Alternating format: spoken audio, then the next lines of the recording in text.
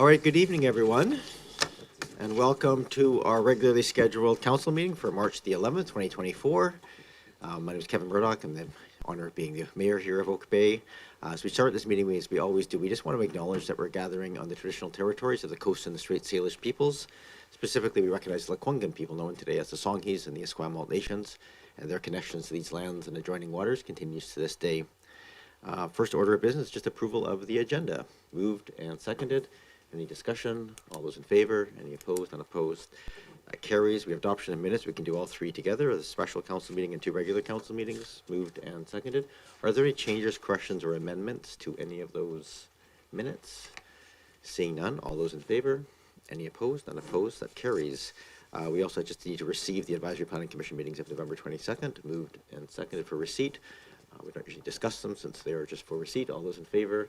Any opposed? Unopposed? That concludes the that series of procedural pieces. I have very brief remarks today. We have lots of people in the audience and lots of business to get to today.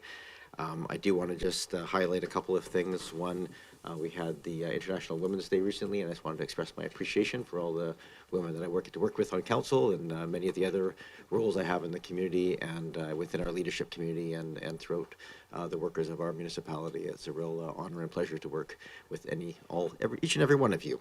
And I also want to just point out that our financial plan meetings for the municipality are happening these coming weeks, so March 14th, 26th, and 28th. That's where we'll be stepping through each of the various departments and capital plans and other aspects of a municipality to come up with our final budget. And also, it's not a municipal piece, but it's of general interest to the community. There is a housing forum being hosted by the Community Association of Oak Bay tomorrow night. So if those are interested, it's at 7:30 at St. Philip's on East Down, so that's starting at 7:30. Myself, Ravi Callan, a representative from a nonprofit and from the Capital Region Housing Corporation will all be part of a panel for that. That concludes my remarks. Thank you all for being here tonight. Our next item is the public comment and question period. I know we have a few people registered to speak. This is a chance if you have anything you want to talk about, not items that are on the agenda. We have opportunities at those points to talk to them on the agenda, but things of general interest to the community to come forward and speak to us. Procedures are really simple. If you're online, you can raise your hand in the application. You can hit, if you're calling into the 1-855 number, you would hit the *9. That's not pound, but *9 to raise your hand. And if you're here in the audience, please come forward. I have at the top of my speakers list here that people had registered ahead of time was David Hildebrand. Is David here? Please come forward.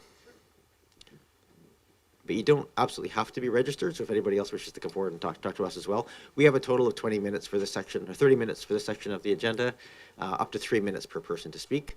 All you have to do is just state your name, municipality of residence, and you have 3 minutes.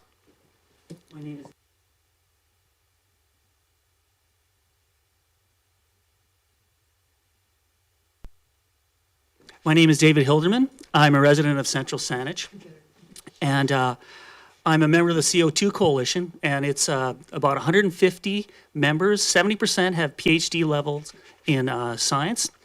Something that I think that everyone needs to be aware of, every council member and mayor in this area needs to understand that Victoria has the longest, most contiguous sea level record in Canada.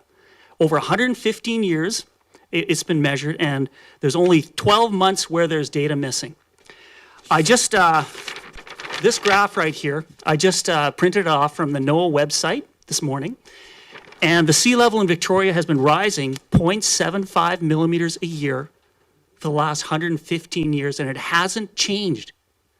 My entire life, I've heard that sea level rise is accelerating, and it's endangering coastal communities around the world, and yet it hasn't changed at all, like from 0.75 millimeters a year. It hasn't even, not at all. It hasn't curved up at all. And I was shocked when I first discovered this. And I thought, well, how can this be? And then I saw UBC has what they call the Coastal Adaptation Lab. They say that it's time to accept we can't change sea level rise. And so they are coming up with public policies for BC, to figure out how we can deal with 0.5 meter of sea level rise by 2050 and 1.2 meters of sea level rise So yeah, half a meter of sea level rise by 2050 and 1.2 meters of sea level rise by 2100. And yet, it hasn't changed at all. And in BC, many locations, the sea level is falling, but the way for it to rise half a meter by 2050, the sea level will have to change today, and it would have to start rising 19.2 millimeters a year. That's what it would have to start doing today. It just, the idea that this is going to happen just seems ridiculous. I wrote Metro Vancouver to find out how do they expect this to happen? And they came back with, all these models say that it's going to happen. And they sent me information about how these models say it's all going to curve up, but it hasn't changed at all. John Clauser is in the board of directors of the CO2 Coalition. He got the Nobel Prize in Physics in 2022. And he studied climate models over about the last 5 years. He looked at them. And his comment on the models that the sea level rise, that they say this is going to happen, he says it's a total artificial Earth. It is totally an artificial case for using a model, and this is pretty much what the IPCC, I don't know if you know what the IPCC is, and others use, a cloud-free Earth. They don't take models, they don't take clouds into the models. So I think I would love it if the Oak Bay would take leadership and say, listen, we have questions about this. We want to have a debate. Bring your climate. I have to ask you to wrap it up. Okay, sure, yeah. And I think that would be wonderful. If you would say that we've got questions, we want to hear both sides of this. We keep hearing from everywhere that we're in a climate emergency, and I would be willing to provide experts on the skeptical of the climate emergency to come forward and talk about that. Thank you. Thank you for joining us, Mr. Hildebrand. Yeah, thanks. And the name is Hilderman. Oh, Hildebrand. I have the wrong name written down here. My apologies. I've provided a document to everyone. Okay. Yes, we got it in the email. That's perfect. Thank you. Anybody else wish to come forward? I do have other names that's probably misspelt on my list here. Joy Lafayette. Is Joy Lafayette here? Yes. Please come forward. It's exactly the same process. You can just state your name, municipality of residence, and you have up to 3 minutes. Okay. Good evening, Mayor and Council. My name is Joy Stott, and I live in Victoria. Alarm bells are ringing across the CRD as residents see change, some puzzling changes coming at us fast and furiously. And we ask, how did it come to be? The restructuring of Canadian mayors and municipalities under the support of the United Nations began in 1992 when Prime Minister Brian Mulroney signed Canada onto UN Agenda 21. Other countries signed on and were incentivized and lured by the promise of big money to go green. In 1994, the municipal primer was distributed to Canadian municipalities following the UN Conference on Environment and Development, or UNCED, held in Rio de Janeiro in 1992. It was prepared for the Canadian Councils of Ministers of the Environment and Federation of Canadian Municipalities. It did not go through a parliamentary process. The primer was not intended to be prescriptive, but rather to demonstrate a range of options available to local government to promote sustainable development practices. The primer explains that Agenda 21 is one of those products of UNCED. Although the municipal primer was a non-binding agreement, many municipalities adopted it. Councils who wished to move forward with such an agenda appointed a CAO, who is here to implement a global agenda, not necessarily a local one. By the year 2000, countries including Canada were being governed by the directions of the UN, the G7, and the World Economic Forum, or WEF. WEF and the World Health Organization, among others. And we remind you that WEF and the UN signed a strategic partnership framework in 2019 to jointly accelerate the implementation of the 2030 Agenda for Sustainable Development. This is the same WEF whose chairman, Klaus Schwab, famously declared, "You will own nothing and be happy." We raise the question to Mayor and Council, why should the citizens of this region bow to the governance of foreign NGOs and their unelected members, such as the UN and WEF, who are now on the hard push of Agenda 2030? Are Bills 44 and 47 a result of that push? The fact is, we should and we will not go along with an agenda that is not in our best interest. Thank you. Thank you for coming here this evening. I have Katie Swanson also coming here to speak.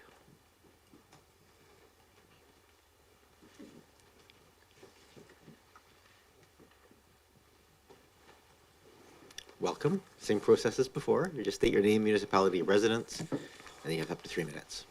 My name is Katie Swanson, and I live in Victoria.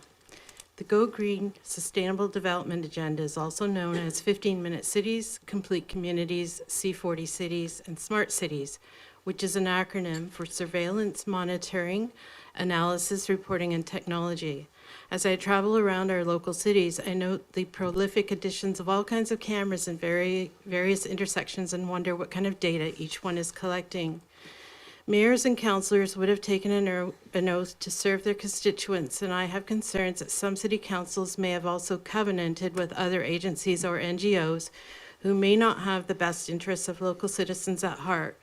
While I don't see Oak Bay's membership amongst organizations such as Partners for Climate Protection, ICLEI, and Global Covenant for Mayors, some of you may serve on the CRD board, which is a member of Partners for Climate Protection. The 15-Minute City narrative appears to present as a plan to save the planet, keeping us safe and delivering convenience with zero regard to the cost of that convenience for the people that our governments work for. With Bill 31, the Emergency and Disaster Management Act, receiving royal assent, this bill will enable climate lockdowns to be implemented easily, arbitrarily, and indefinitely. Again, the real agenda of these smart cities is to monitor and control everyone and everything. Technocracy News editor Patrick Wood, with 50 years of experience and expertise on technocracy, wrote, "The 15-Minute Cities is a cover for a data collection bonanza for technocrats who design and operate them. Cities designed for maximum efficiency always reveal the technocratic thinking that efficiency itself is the goal.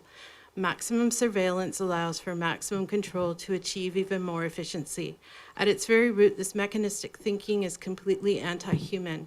My concern is that the 15-Minute Cities are actually a gateway to digital IDs and central bank digital currencies. All of this data collection could easily be used to limit the freedoms of the citizens that you are supposed to serve. You may remember the truckers' convoy in Ottawa 2 years ago when our government unlawfully invoked the Emergency Act and froze bank accounts of law-abiding citizens for donating as little as a few dollars for something they believed in. While many may not have fully understood or supported the purpose of this historic event, next time it could be your bank account that slams shut for simply deciding to stand up for something that is important to you. So I plead with you all to think about whom you serve, the citizens of your community or a global organization, for no one can serve two masters." Thank you for your time tonight. Thank you very much for coming and speaking to us, Ms. Swanson. The last registered person I have here is Kathy Bly.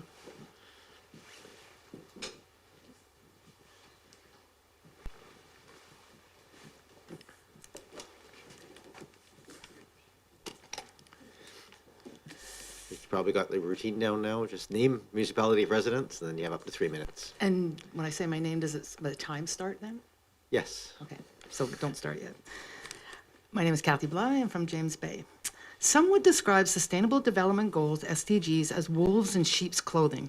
The concept may seem beneficial and convenient on the surface. However, for those who think critically and dig deep into the heart of this initiative, the future implications are concerning. It has become apparent that these goals potentially lead to the control of society on every possible level. SDG goal documents show the goal, among other things, is to reduce our consumption of clothing, ownership of private vehicles, property rights, personal meat consumption, mobility, farms and livestock, rural living. In addition, older homes will require expensive environmental retrofits, which would be a poverty policy for some. The implementation of smart cities, along with the central bank digital currencies, could be linked to our health, banking, and other private information, and could have the potential to be tied to a social credit score determined by your compliance to government directives. It is 24/7 surveillance in real time through the Internet of Things and the loss of control of your data. If smart cities are so wonderful, then many fully informed people will be happy to participate voluntarily. The planning regarding the OCPs are upon us. We have some concerns regarding the 15-minute city plans. The citizens have some questions. One, can council explicitly guarantee that citizens will remain free to move freely, as is our right under the Charter of Rights and Freedoms? Two, can council guarantee that surveillance technology such as facial recognition and license plate reader technology will not be implemented within our city? Most importantly, we would like the council to exit their non-binding agreement surrounding the United Nations Sustainable Development Goals. Incentives given could wrongfully drive key decisions for our corner of the world. As I talk to people about the concept of smart 15-minute cities, I find that people only have a surface understanding of what they really mean, not taking the time to look closely at any future or any possible nefarious implications. Anything can be misused in the wrong hands. Safeguards must be put in place. There was a time when open, transparent municipal governments served its citizens and worked in their best interests, not for global entities. These UN Agenda 2030 SDGs will affect the lives of the good citizens of Oak Bay, and we need to be involved in any changes made.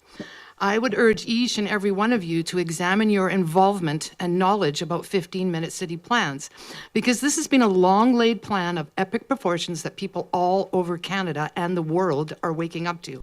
And if it were me, I sure would not want to be left holding the bag on this one, because we're not having it. But on the flip side, imagine being the heroes of the day and putting an end to this nonsense. Thank you very much. Thank you very much, Ms. Bly.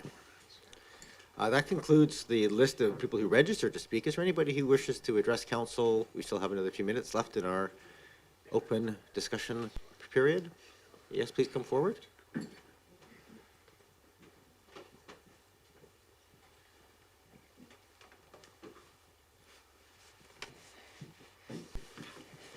This is a completely different topic. Diana Butler, I live in Oak Bay.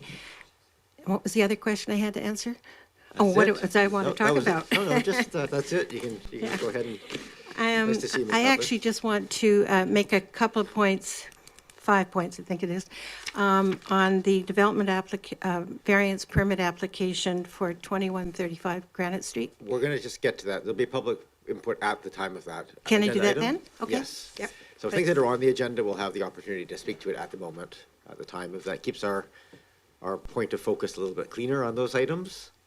But anything else that is not on the agenda but are of general interest to the community are more than welcome to come forward. I don't see anybody who's indicated they wish to speak online. Last chance I'm going to call in the room here. I think that's good. And thank you to the speakers who came out. That's unusual for us to have all the concurrent topic coming into council like that. I sort of have a feeling like I would get paid more if I worked for the UN somehow, but that's the... so moving on to the, that's all I have is moving into section 7. I'll just let you know, each of these sections, some of them have public input, some of them do not. So I'll just let you know ahead of time. They are written in the agenda as well. First item up is not for decision, but just for information. We have a workforce plan, community building and planning services, not for public input. So it's really just here for staff to provide this as an update as to what's happening within that structure. We have a written report, Mr. Bowl.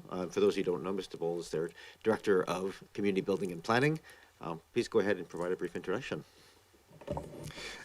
Thank you, Mayor. A couple of notes about this report. This workforce plan today is for your information, provides backgrounds for the upcoming budget meetings. For building permitting, you will see that last year we did add capacity there, and that has allowed us to reduce waiting times from a peak of 15 weeks to a current level of 8 to 10 weeks for most building permits. And for bylaw compliance, we also have currently sufficient resources, with the caveat that we do see an increasing trend over the last couple of years for service requests, and we may need to look at this again next year. Development review by planners and the front counter staff, they continue to be under pressure in terms of workload. We had some remaining staffing needs from last year, but also last year we saw a significant increase in development applications and interest. And this has come up earlier as well as part of the Housing Action Program discussions. So we have some plans for that in place for the Housing Action Program, and also through increased application fees, because we did change our fees recently. And then finally, for community planning, we do have arrangements made for housing action and climate action projects, and the additional capacity for that has been confirmed for 2 senior planners. So in total, this means the department is looking at an increase of about 3 FTEs, initially funded by the Growing Communities Fund and additional application revenue. But in the future, some of this added capacity will likely need to remain, as we expect, particularly for housing, that there will be an increased interest in the long run as a result of the housing target order, as a result of our own infra housing program. So, but that is for future years to consider how that might graduate either to revenue from applications or other sources of funding that we might have available to us at that time. Thank you. Thank you, Mr. Bull.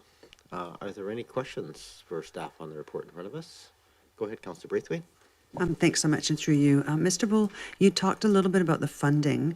If we realize that we have to continue these positions for well into the future, does that funding then come from taxes, or is there another vehicle that we'll be able to use other than grants, I guess, in the future? Mr. Bull?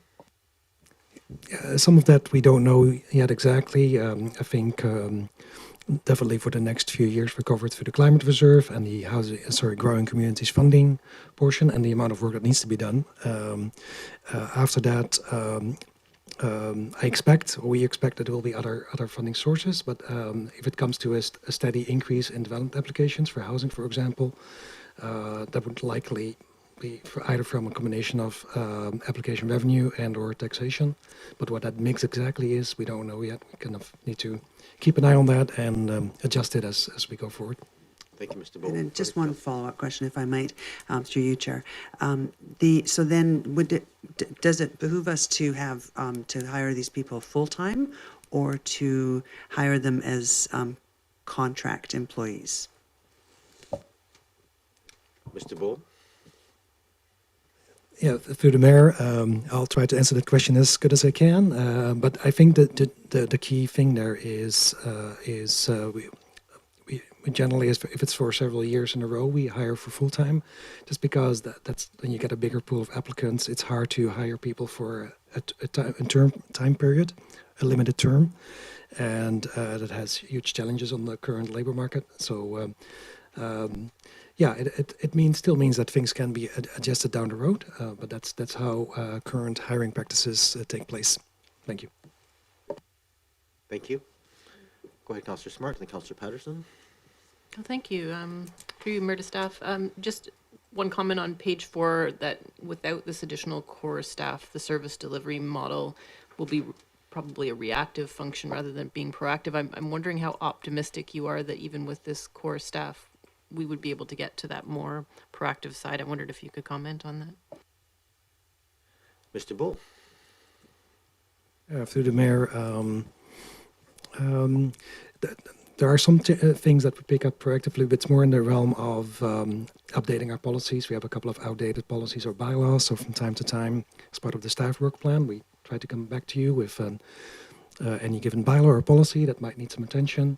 So that's where there's a little bit of proactive action taken. But in terms of the bylaw compliance process itself, that's really hard to do, with the exception of animal control and parking. Those are done through contracts. That does involve proactive surveillance, basically, in the community to pick up on any problems as they occur and make sure that people understand what the rules are. For the other bylaw compliance, we don't have that level of capacity available, so that's kind of a limitation of our current model. Thank you. Thank you, Councillor Patterson. Yes, thank you, Mayor, and through you to Director Bull. Just to follow up on that, where the anticipated future revenues could be offsetting some of these expenses. At what point will that be brought into the budget process? I gather initially it will not. We'll be using other funding sources for this position, but the report does, the conclusion is that future revenues should be offsetting this. So at what point do you anticipate that would come back into the budgeting process? Mr. Bull? Through the mayor, Mr. Payne, the Director of Finance, can provide more details next week, or this week, I think. But there is already provision in the current budget, so where we talk about these positions and the different funding sources. So the current budget that will be discussed in this month includes a mix of grant funding and additional revenue sources to cover this off. So, and that's based on what our best estimate is for this year. Thank you. Councillor Watson. Thank you. A question for Mr. Bull. Notwithstanding the needs right now, I wondered if, given perhaps anticipated efficiency improvements through technology, processes, and delegation, at some point in the future, there might be reduced need for this staff. How will council know when that has happened, if that does happen, in fact? So I just wanted to ask about that. Mr. Bull. Thank you, through the mayor. Definitely something that also takes place, right? There was a change made last year already around development variance permits and the notification process. So that saved us some time. There's another report later today where we delve into that a bit more in more detail. That said, those are not as substantial time savings as opposed to additional work and needs that we are talking about today. But I think every time we make a change, we have an estimate for council to shed light on what kind of extent of time savings are in play, or it's either could be for the applicant, could be for staff. So we try to keep track of it that way. But it's hard to measure it over time, of course, because as we change systems slowly but surely, we're never comparing exactly to the same thing, unfortunately. That's the reality, but it does have our attention every time we propose changes. Thank you. Councillor Appleton.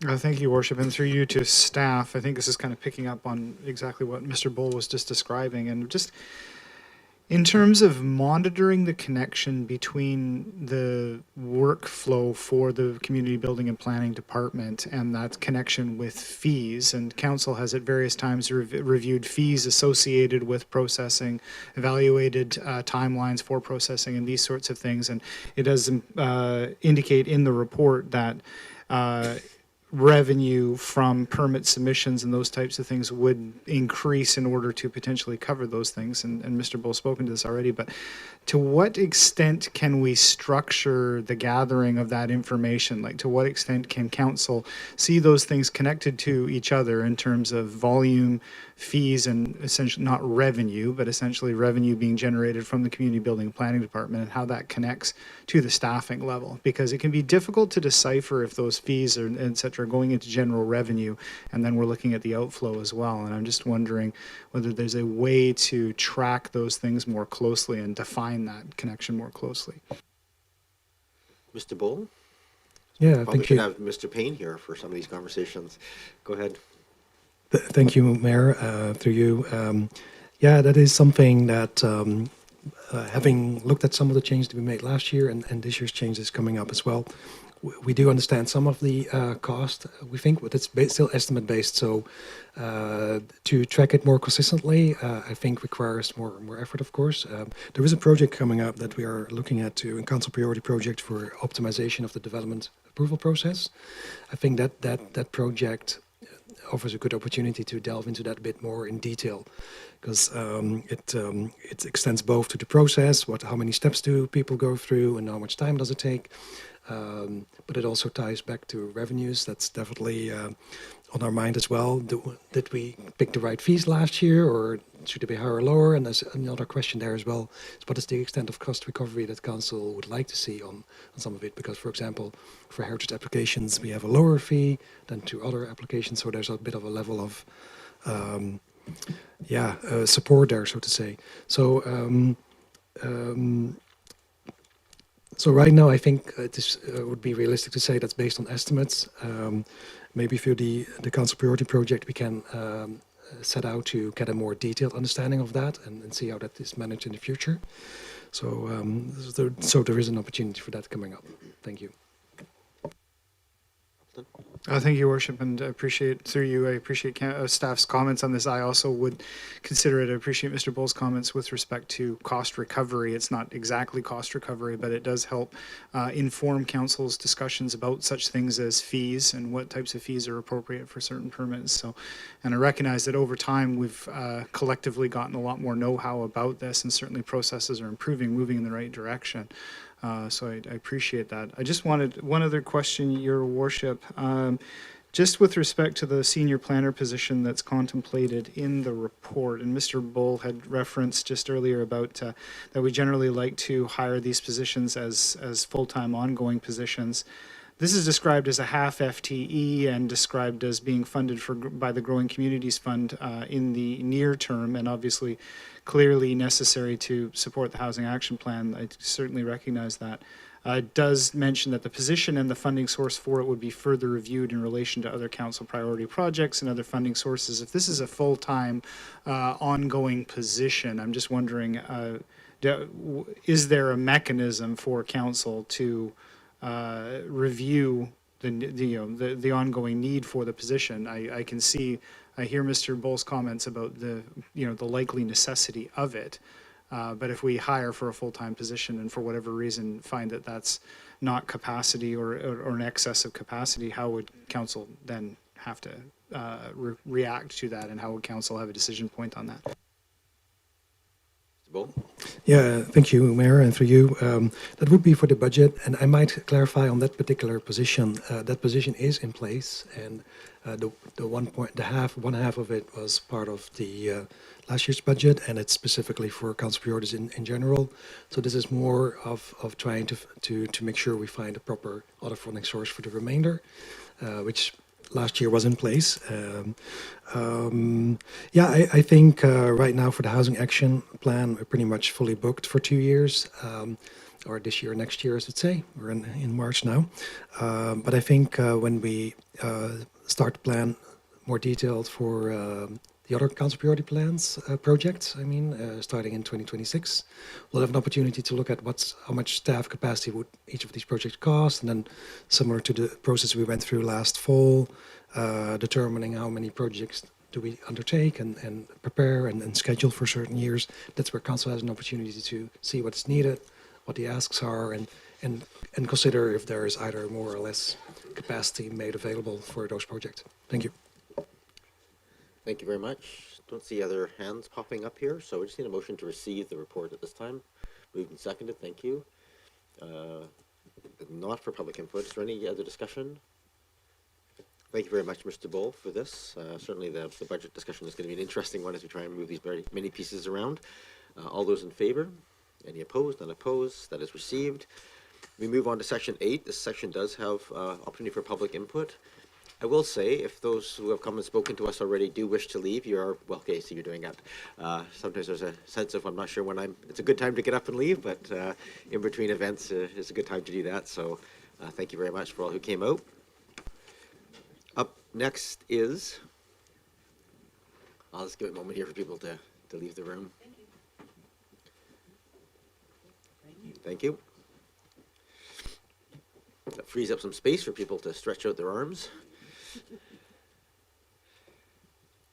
All right, I'm going to move to section 8.1. This is so these two items, 8.1 and 8.2. As we've gone through a fairly fulsome discussion on these items at the Committee of the Whole and had public input there, I'm just going to ask if anybody wishes to speak to us in either 8.1 or 8.2, and then we'll come to this table to move them forward or not, or make changes or not as we see fit.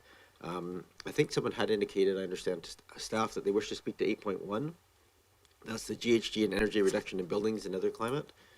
Is there someone? Yes? Please come forward. It's exactly the same process for this, though, as was the other one. If you just get your name, municipality of residence, and then you have, we'll try and keep it to 3 minutes. We're not quite as hard and fast in our procedures bylaw for items on the agenda. Okay, turn the microphone on. Yeah, perfect. How's that? Yeah. Perfect, thank you. Good evening, Mayor and Council. My name is Carmen LeBlanc. I'm a Community and Indigenous Relations Manager working for Fortis BC in service of Vancouver Island coastal communities.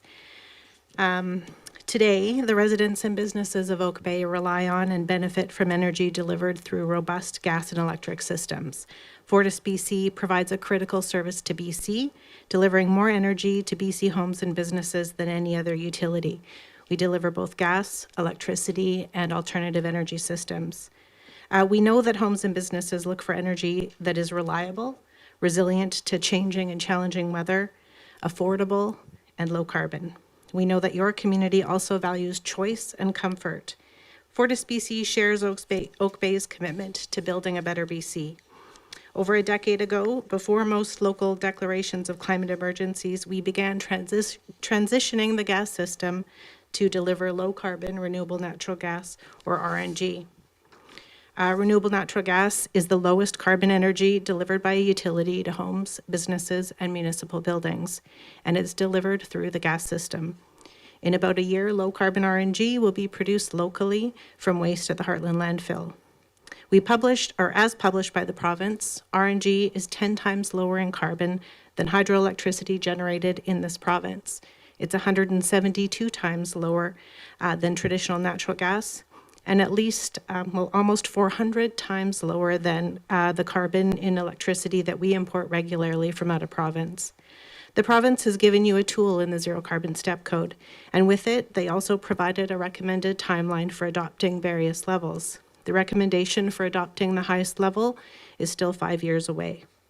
You are making a very important decision with regard to energy and how it will be accessed in Oak Bay in the near and distant futures. Restricting access to the gas system restricts homes and businesses from utilizing renewable natural gas and important low-carbon gases that will play a critical role in our ability to achieve net zero. You're in the fortunate position to be considering the adoption of the Zero Carbon Step Code now. Other communities have already adopted and are seeing impacts related to. Before making your decision, I encourage you to reach out to them. In a February Metro Van Caucus of Committee Chairs meeting, Burnaby's mayor shared that the new Zero Carbon Step Code added 12% to the cost of homes. How is the Zero Carbon Step Code really impacting building permits, development, affordability? The province hasn't provided these numbers. Before making this decision that will impact reliable, resilient access to energy in your community, we encourage you to find out. It would be nice if we had a straightforward path to net zero, if there was one simple, ever-abundant energy to accomplish it all. At AVICC this April, VPs from BC Hydro and FortisBC will sit together on a panel to discuss the clean energy transition and take your questions as communities like Oak Bay make lasting energy decisions. I look forward to seeing you all there. We need all the energy tools in the toolbox. Do you have the information you need to make this important decision today? Thank you. Thank you very much. And there was a handout provided as well, just to pass it around for those of you who didn't have it. And I believe that's being made available to staff so it can form part of our agenda minutes. Yeah, perfect. Thank you so much. Thank you. Is there anybody else who wishes to address council on item either 8.1 or 8.2? That's the GHG and energy reduction in buildings and public safety building feasibility study. I'm sure online as well if anybody wishes to address us on either of those two. Not seeing anybody, so I'll come back to this table. We have recommendations from the Committee of the Whole. At this point, we just basically, these recommendations come to us from the Committee of the Whole. The board here, the council here can move them as is. You can also take amendments, but typically we haven't followed that discussion, but appreciate the additional input. Go ahead, Councillor Appleton. Your Worship, I would move that the recommendations from the Committee of the Whole under item 8.1 be approved. Moved. Is there a seconder? Moved and seconded. Is there any discussion on this? Go ahead, Councillor Patterson. Yes, thank you. Generally, I'm supportive of the motion as presented and the report by staff, and thank you for the report. What is not clearly outlined in here, and hopefully that will come back as we move along this path a bit further, is funding for rebate programs. That, while only mentioned, there's no real discussion points on the potential funding for the rebate program, and I think that's really important, particularly as we're a very small community. Thank you. Thank you. More of a comment than a question, so we'll take that. Go ahead, Councillor Watson. Thank you, Mayor. Through you, I do have a question to staff. I was struck by the comment, and also a member of the community I've spoken to earlier today who is concerned about accelerated adoption of the code and the effect on building cost. And that wasn't really covered off in the report. And I wondered if the staff had any information about what the province is saying about that as they look ahead to the phased implementation of the code under the mandated provincial rate as a timeline, as opposed to the accelerated timeline that we're considering. Mr. Bull? Yeah, through you, Mayor. Unfortunately, we don't have that information readily available. So. Okay. No further questions, Councillor Watson? No, not at the moment. Thank you. We have a motion on the floor for 8.1. Is there any further discussion before I call the question? Go ahead, Councillor Watson. Yes, I wonder if, well, I'm curious about that. It wasn't something we discussed when we actually had our long discussion about this at the last meeting. And so it raises an issue that I was unaware of. And I guess I'm a little reluctant tonight to move this forward without understanding that a little bit better, because we are facing an affordability crisis and we're trying to do all these other things in the community right now to encourage housing at the lowest cost, at the same time that we're trying to balance that with climate imperatives. So I just raised that comment. I'm not sure I'm turning it into a motion yet, but I do want to say that in relation to what we're looking at. Councillor Watson, there's probably not much more time to talk, so if you wish to make a motion, Councillor Smart wishes to speak, so if you wish to make a motion, I'll give you still have the floor. If not, I'll go to Councillor Smart and I can come back to you if you wish. Go ahead, Councillor Smart. Yeah, thank you. I just wanted to make the comment about the extensive engagement that occurred at a regional level that involved stakeholders, including builders, consultants, the industry widely about how things should proceed in the CRD. And Victoria and Salish led extensive engagement sessions on this before some of those recommendations came before us. And so I'm feeling quite confident in the extensive engagement that has occurred locally in our region. Thank you, Councillor Smart. Any other comments? I'll just make a general comment on this one, in that is I thought we had a good discussion on this at the Committee of the Whole. There certainly are some concerns about the additional cost impacts. Those were, I think, raised to some degree, maybe not to the same level as we possibly could have got into. To my mind, the benefit of having consistency for the region balances out those additional costs, in the sense that as builders get used to building in one style of format for the region, it actually is beneficial just to have that consistency across all of the neighboring municipality. And the reality is all the neighboring municipalities are aligning with the recommendations here, and so for that reason I'm fairly supportive of this. I think there's a net cost benefit if all those entities go together. That being said, I think if you wish, Councillor Watson or any other councillor, if you wish to make a motion, I guess would probably be to defer to a future meeting. If you wish to seek some and ask for some more additional information, that would be in order. Otherwise, I'm prepared to call the question. Councillor Watson? Yes, thank you, Mayor. I would actually make a motion to defer this to a future meeting and ask for staff to report back with some information about anticipated costs related to the accelerated adoption of both the Energy Code and the Zero Carbon Code. Just point of order, are we not already have a motion on the table that we're about to vote on? Yes, the motion is on the floor. However, a motion to refer this is in order, because it's referring to the motion that is live on the floor right now. It's not a motion to amend, it is a motion to refer it back to staff for some additional information. At this point, I don't have a seconder, so I'm just waiting to see if there's a seconder. I'll second for a discussion. Okay, Councillor Watson, you have the floor as the mover. Do you wish to speak to the motion? I think that having time to reflect on this and hearing some other input, think it is valuable to have more information about cost, which we don't really have in front of us. And I am just curious to know, this is not necessarily to postpone this indefinitely, just to refer it, to find out if the province, in their own analysis, is able to offer us any information about the impact of these changes on building cost. I am sure I'm sure their policy advice would include that, because these are major changes that they're bringing through the building code and other regulations. So I would be more confident in supporting this wholesale if I understood more fully the implications, which I don't think that I had even considered that element when we had our discussion at Committee of the Whole.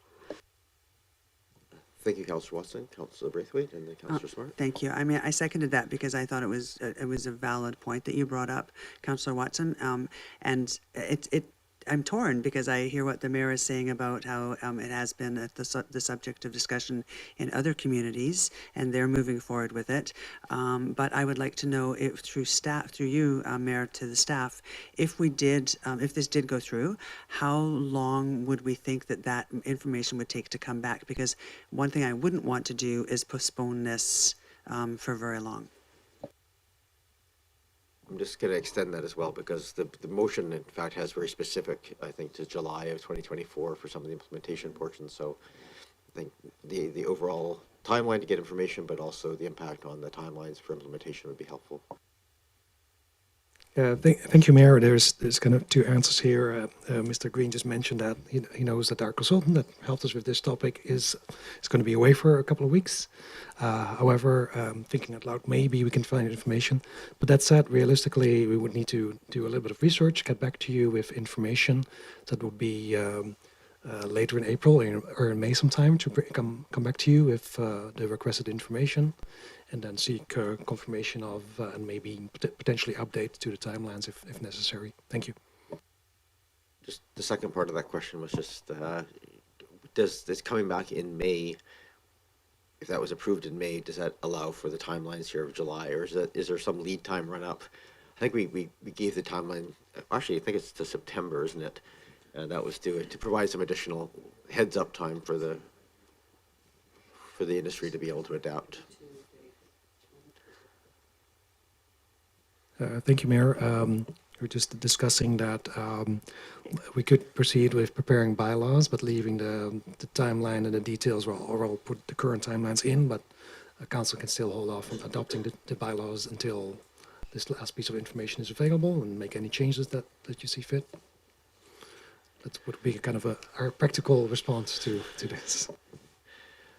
Well, I guess there's a couple of options here. To Mr. Bowles' point, if council wishes to move this forward as is in principle, but also ask that additional information from the province come back to accompany the bylaws, that might be a practical approach to it. If there's significant information that comes back that would change our mind, then we'd have it at that point. Otherwise, we'd move forward on the timelines as they're laid out. It's sort of what I think I heard you say, Mr. Bowles, that. So perhaps if the mover and the seconder are amenable, maybe just the motion could just be amended to it's not a deferral motion anymore. I think you just have to remove the motion as it is, because it's not a deferral motion at all. So if the mover and seconder are willing to retract it, yes, is that a... With the understanding that information comes to us at the time the bylaw is presented for adoption? Is that what I'm hearing from staff? Yeah, so what I'm going to suggest is if the mover and seconder just remove it, then it's as if it never happened. So there's no prejudice attached to this. We can just have, I think, a rising motion to ask. The motion is live on the floor. How is the best way of doing this? Because I think you would like the opportunity to have the deferral considered if there isn't a willingness to have that, to ask for that information supported. Because otherwise, what I would normally do is a motion arising, where we'd pass it, and then you would make a motion arising to just ask for that additional information of the impact of costs following it. So I think in this case, just so we can deal with it as an addendum, so I think to amend the motion to direct staff to bring back information from the province on the cost implications of this change. Is that? That is amenable to me. Thank you. So moved and seconded. So the motion is live, but now what's on the floor now is a motion to amend to include direction to bring back with the bylaw information about cost impacts. Okay, so that's the amendment. So is there any discussion on that amendment? Councillor Smart? Yeah, thank you, through you, Chair.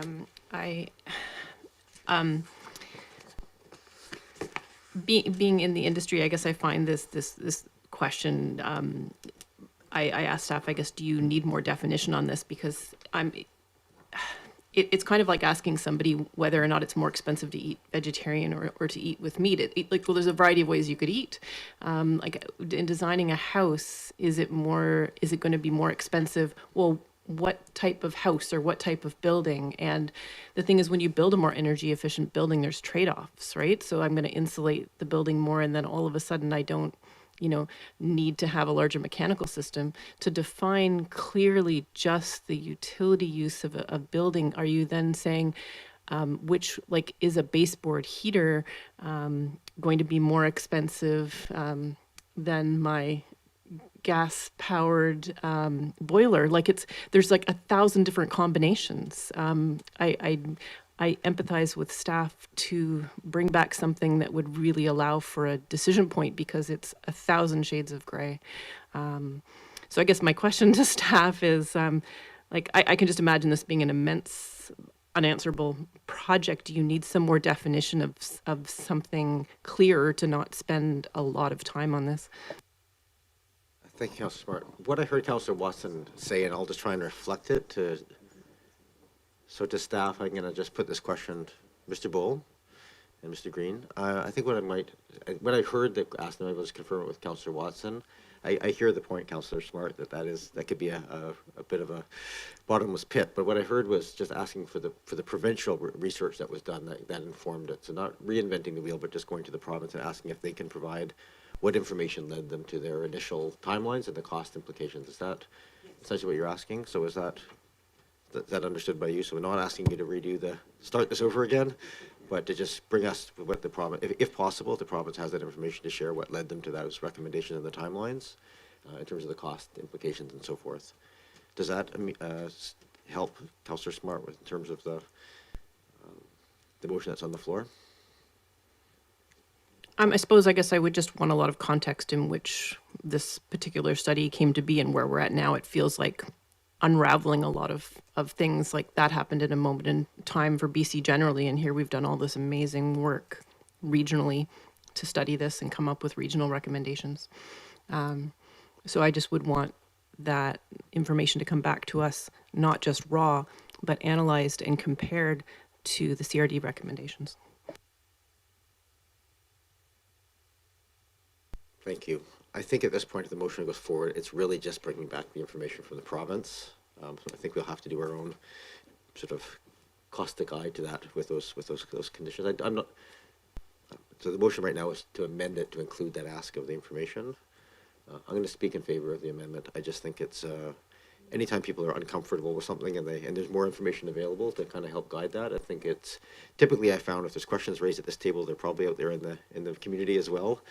So it never hurts to have that information back, as long as it's not directing staff to do an enormous amount of work. Because what I'm hearing from the table is that there's support for the timelines and the pieces that are here, but that additional information may be helpful to put that in context. Okay, so the motion right now is for the amendment to include the additional ask for information. All those in favor of the amendment? And those opposed? Councillor Appleton and Councillor Smart opposed. That carries. So we have an amended motion, which includes the pieces in there, plus they ask for additional information to be accompany it when it comes back. Any other discussion on that before I call the question? Seeing none, all those in favor? Any opposed? None opposed. That carries. Move on to number 8.2, the Public Safety Building. Again, this is the recommendation from the Committee of the Whole was to bring back move forward with the approval of that study. Definitely not to approve a public safety building. Thank you very much. Are there any questions of staff? I've already asked if the public wishes to speak to us on this matter, but is there any last minute hands popping up? I'll take them. Not seeing any, so we'll come back to this table for The recommendation. moved and seconded. Thank you. Any other discussion? Seeing none, all those in favor? Any opposed? None opposed? That's usually the way it goes with recommendations from Committee of the Whole, but every once in a while we revisit things. We move to item number 9.1. Excuse me, the amendments to the Accessibility Advisory Committee. This is really a housekeeping piece. Ms. Plouffe. Thank you, Mayor. So the report before you just includes the terms of reference for the Accessibility Committee. And there's just a very slight change in the wording on how the committee is made up, just so that it would match provincial legislation. So instead of saying that the committee would have at least 2 members, must be persons with or individuals with disabilities or support those with disabilities, it would just say that half the membership. Thank you, Councillor Green. Would you like a motion? Before I go to motions, this is one that also has public input. So if there's anybody, members of the public, who wish to talk to us about our terms of reference for Accessibility Committee, this is your chance to speak to us. Not seeing any. Yes, and a motion is in order, Councillor Green. I will move the first recommendation to receive the report. Moved and seconded. All those in favor? Any opposed? Unopposed? And I will move the second recommendation that the terms of reference for the Accessibility Advisory Committee be amended to ensure that they are consistent with committee composition requirements of the Accessible British Columbia Act. Moved and seconded. Any other discussion on that before I call the questions? Seeing none, all those in favor? Any opposed? Unopposed? That carries. We have two items related to bylaws and permits. These are not subject to public input for different reasons. Number one is just the the adoption of the public sewer bylaw amendment. I'll move that the public sewer bylaw amendment, bylaw 4857/2024 be adopted. Moved and seconded. We don't often debate adoption, but certainly this comes back here for sober second thought for that reason. Any discussion? Not seeing any. All those in favor?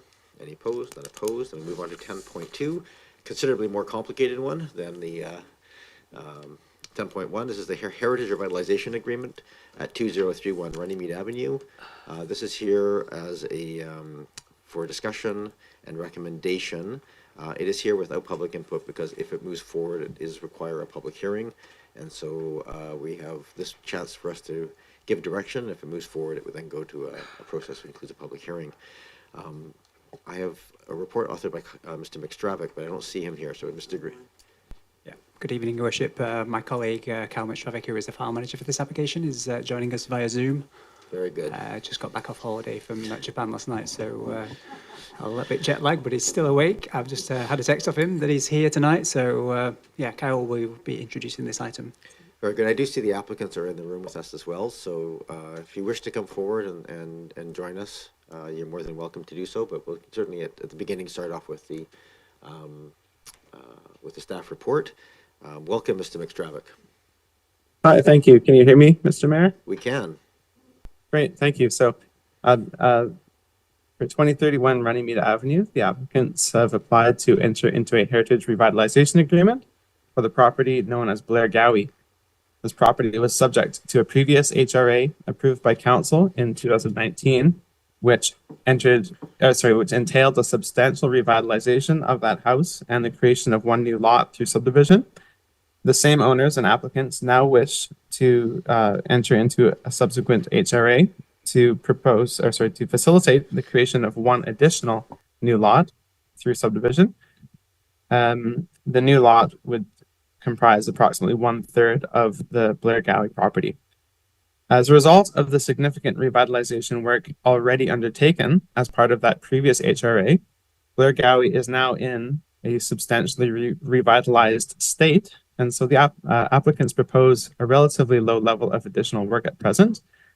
The Oak Bay Heritage Commission reviewed this application at their February 7th meeting and passed a motion supporting the application. However, the Heritage Commission also recommended in their motion that construction of a new house on the proposed lot should require a future heritage alteration permit. As discussed in the report prepared for council tonight, staff's view is that a heritage alteration permit would be superfluous in this case, and it is instead recommended by staff that the need for an HAP to authorize a new house should be waived in this heritage revitalization agreement, again, as was done under the previous HRA for the site in 2019. Further details of the proposal are included in the staff report. before you. And as you mentioned already, the applicants are present in the room tonight and available for questions from council. Thank you very much. Thank you very much, Mr. McStravick. I see Mr. Wilkin and Ms. Hillier here in the audience. If there's any questions directed at them, you probably want to come forward at this point because there probably will be some questions that are specific to the application. You can just grab an extra chair from over here. Thank you, Mr. Green.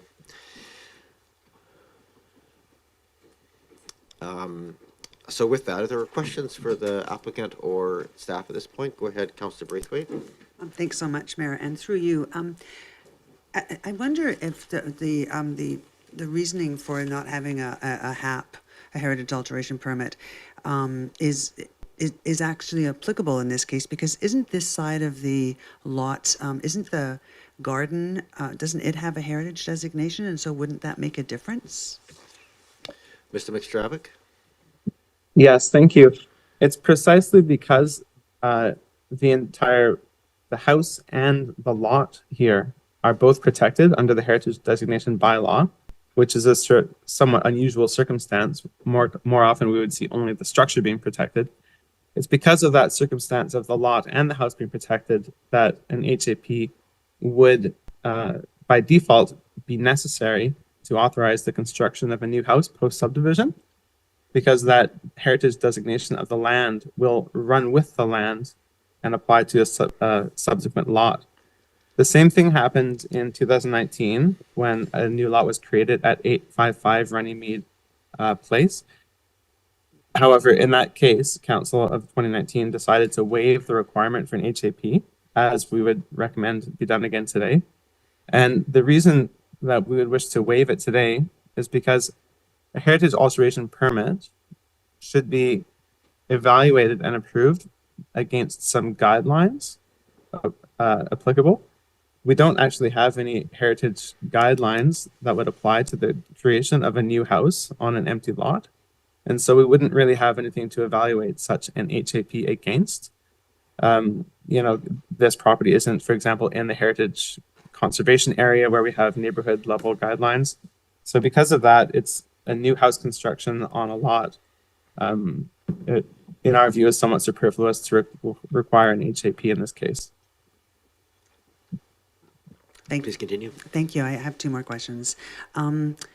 So my next question would be around subdivision. So this lot, as you've mentioned, has been subdivided one time already. Now it's been asked to be subdivided again. At what point does I believe it's either 3 lots or 4 lots that we would then ask for a larger contribution when a lot is divided or subdivided into, I believe it's 3 lots. Can you speak to that, please? Mr. McStravick? Thank you, Mr. Green? Mr. Mayor. I can, Please, Brian. I can answer that question, I guess. More generally, I guess Section 510 of the LGA requires where somebody is subdivided for 3 or more additional lots, the district or the subdivider must pay to the district 5% of the value of those lands, or provide 5% on-site parkland. In this case, there isn't 3 or more additional lots being created. Sorry, did you say there is or isn't? There is not 3 or more additional lots being created. But sorry, is it three or more additional lots, or yes, 3? 3 or more additional lots. Okay, so 4 total. If that was Yeah, correct. That's what the legislation requires under Section 510. So then my next question is then in the future, if another subdivision comes for the rest of the land, if this subdivision goes through and another subdivision comes for the rest of the land that Blair Gowie sits on, then we would be at 4 lots. And then would that kick in, or does it kick in at 3 lots, or is it then considered that it's one house divided into 2 lots again? Because I think you can see where I'm going. We started off with 1 large lot. Now we have 2 lots. One is a totally different house, and this house Blair Gowie now wants to subdivide again to have 2 lots. And then if that one goes through, then in the future, then Blair Gowie is 1 lot again and wants to subdivide again. But in essence, they actually got 4 lots out of 1 lot. Mr. Bull. Through you, Mayor.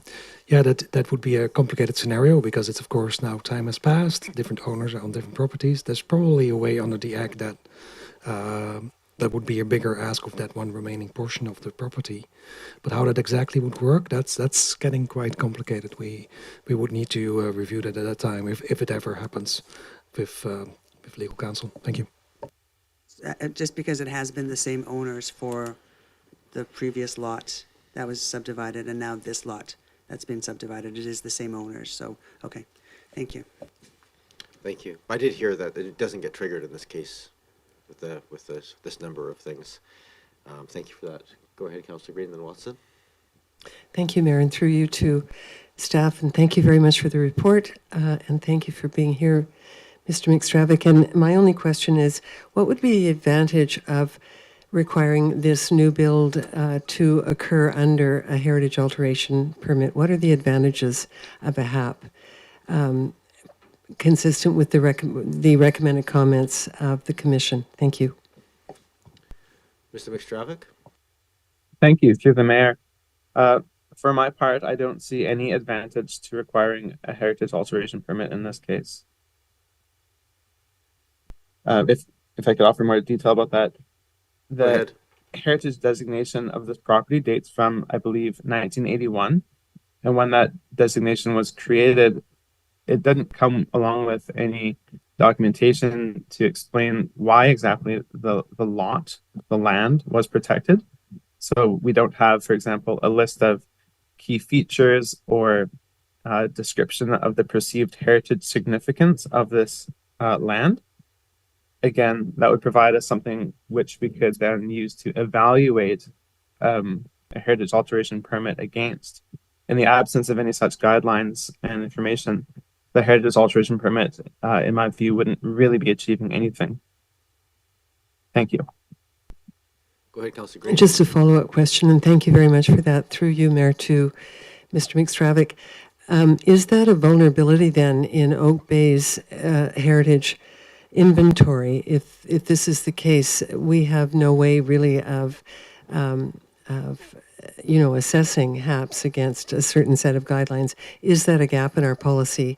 And heritage protection, should we be looking at that for the future? I'm not talking about this property now, but I am talking about future decision making that involves heritage properties. Thank you. Mr. McStravick, it's a hard question to answer, but I'll let you try. Shall I go, Brian? Well, I was going to say I can sort of talk generally as well. And on other sites where a property is designated, the statements of significance or the bylaw does talk about the features. So, for example, we have had in the past, the last ones, we had some internal heritage alteration permits where people were proposing interior renovations to a building, and that we were able to evaluate those proposals based on the statements of significance and the designation bylaw that talked about those special features. As Mr. McStravick mentioned there, in this case, the bylaw does apply to the land. However, there is nothing in that bylaw that sets out why that land is in it, what's special about it. Is it the setting of the building? Is it the certain types of trees? And therefore, in this case, staff feel that we wouldn't have anything necessary to evaluate against. That all being said, we do know that there is obviously the national standard guidelines, which the Heritage Commission makes reference to, that essentially could be applied if council wishes to require a heritage alteration permit. It's just that we don't have any local guidelines that would be used, given that this site, the bylaw is from 1981, it's an old bylaw, and also it's not located in the Prospect Heritage Conservation Area, where there are very detailed guidelines as to what new development should look like. Thank you both. Thank you. Even there's no requirement for a heritage style house or something of that nature. I'm just going to do a quick follow-up, and I'll go to my speakers list here, because I think I think the genesis of this is the HAP provides obviously essentially a siting and design review process, and I think they typically are they're sort of the broad strokes of sort of subservient, complementary, those sorts of things to heritage buildings around them. This is not attached, so it's a little bit different. But obviously, the intention, I think, generally speaking, is you don't want to have a giant thing towering over the little heritage building that's left behind. I don't see that happening here, but just curious if is that Is that the driver for this? And if it is there any setting and design controls of this outside of what's provided here in the report? Because I go to Mr. McStravick. Sorry, would you kindly repeat the last part of that question? I just missed it. Yeah, just curious if is this. I think when I was reading into that HAP question from the heritage was just, I think, a desire to ensure that whatever is built on that site is sensitive to its situation, that it doesn't dominate or cause any sort of strange aesthetic clash with the heritage building next door. Mm-hmm. So without a HAP process, is there any other mechanism by which, or is there any mechanism by which to review?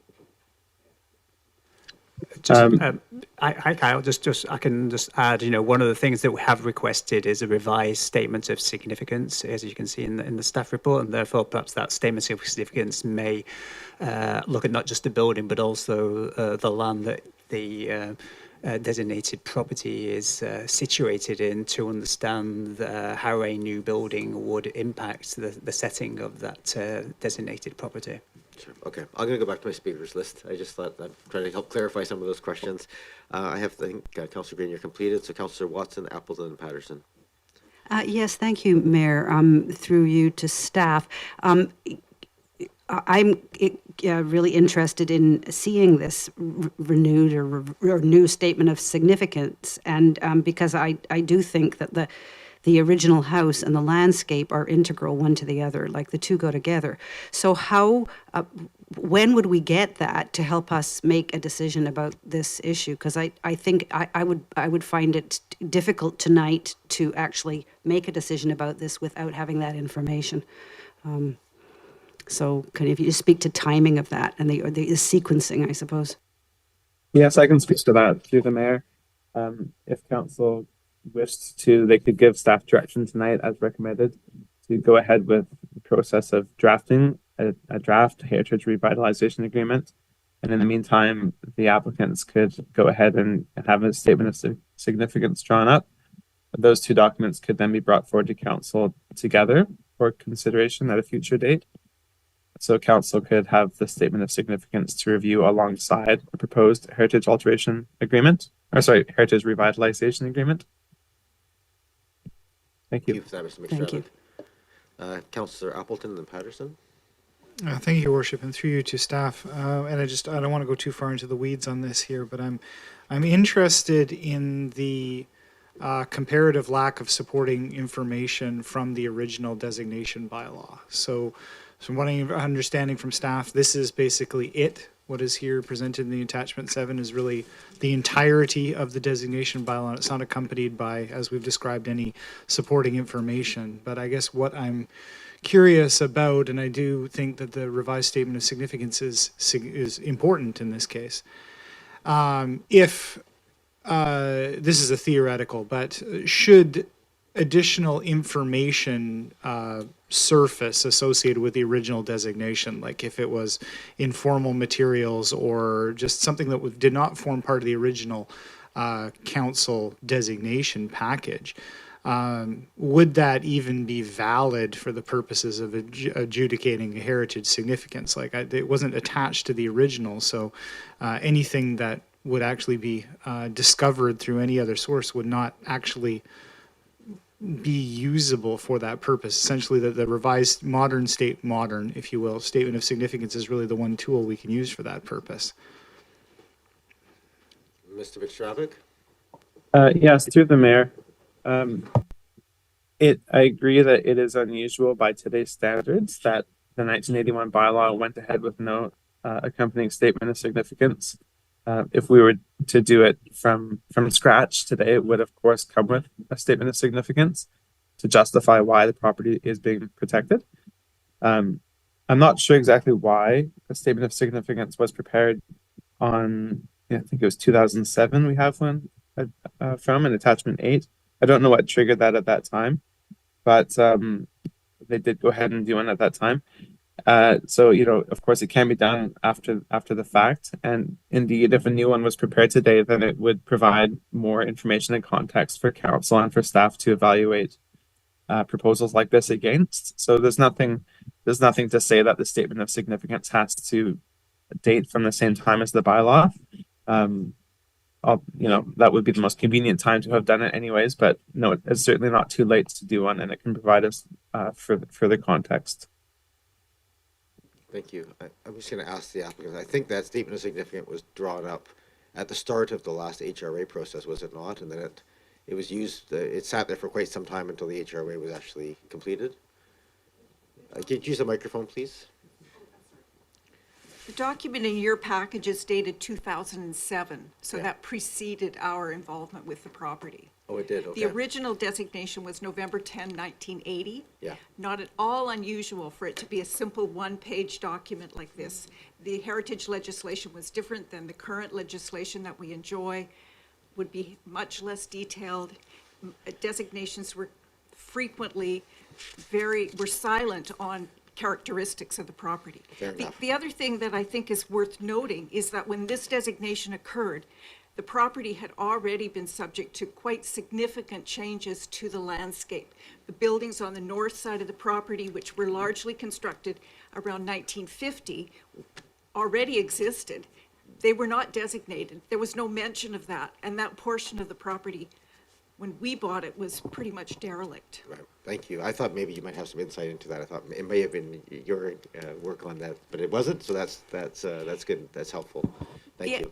The actual HRA has a copy of the conservation plan that was done by Donald Lexton's company, and that documents the state of the property when we purchased it. So it shows you the state of the property, of the house, of the buildings next door. It was pretty sad. Thank you, Ms. Hillier. All right, I have Councillor Patterson and then Braithwaite again.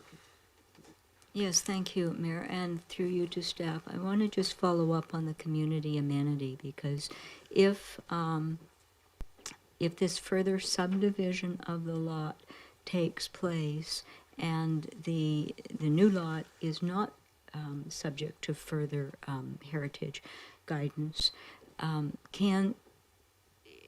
do we have the discretion of securing a community amenity fee that we would in any other application for a subdivision that might come before council?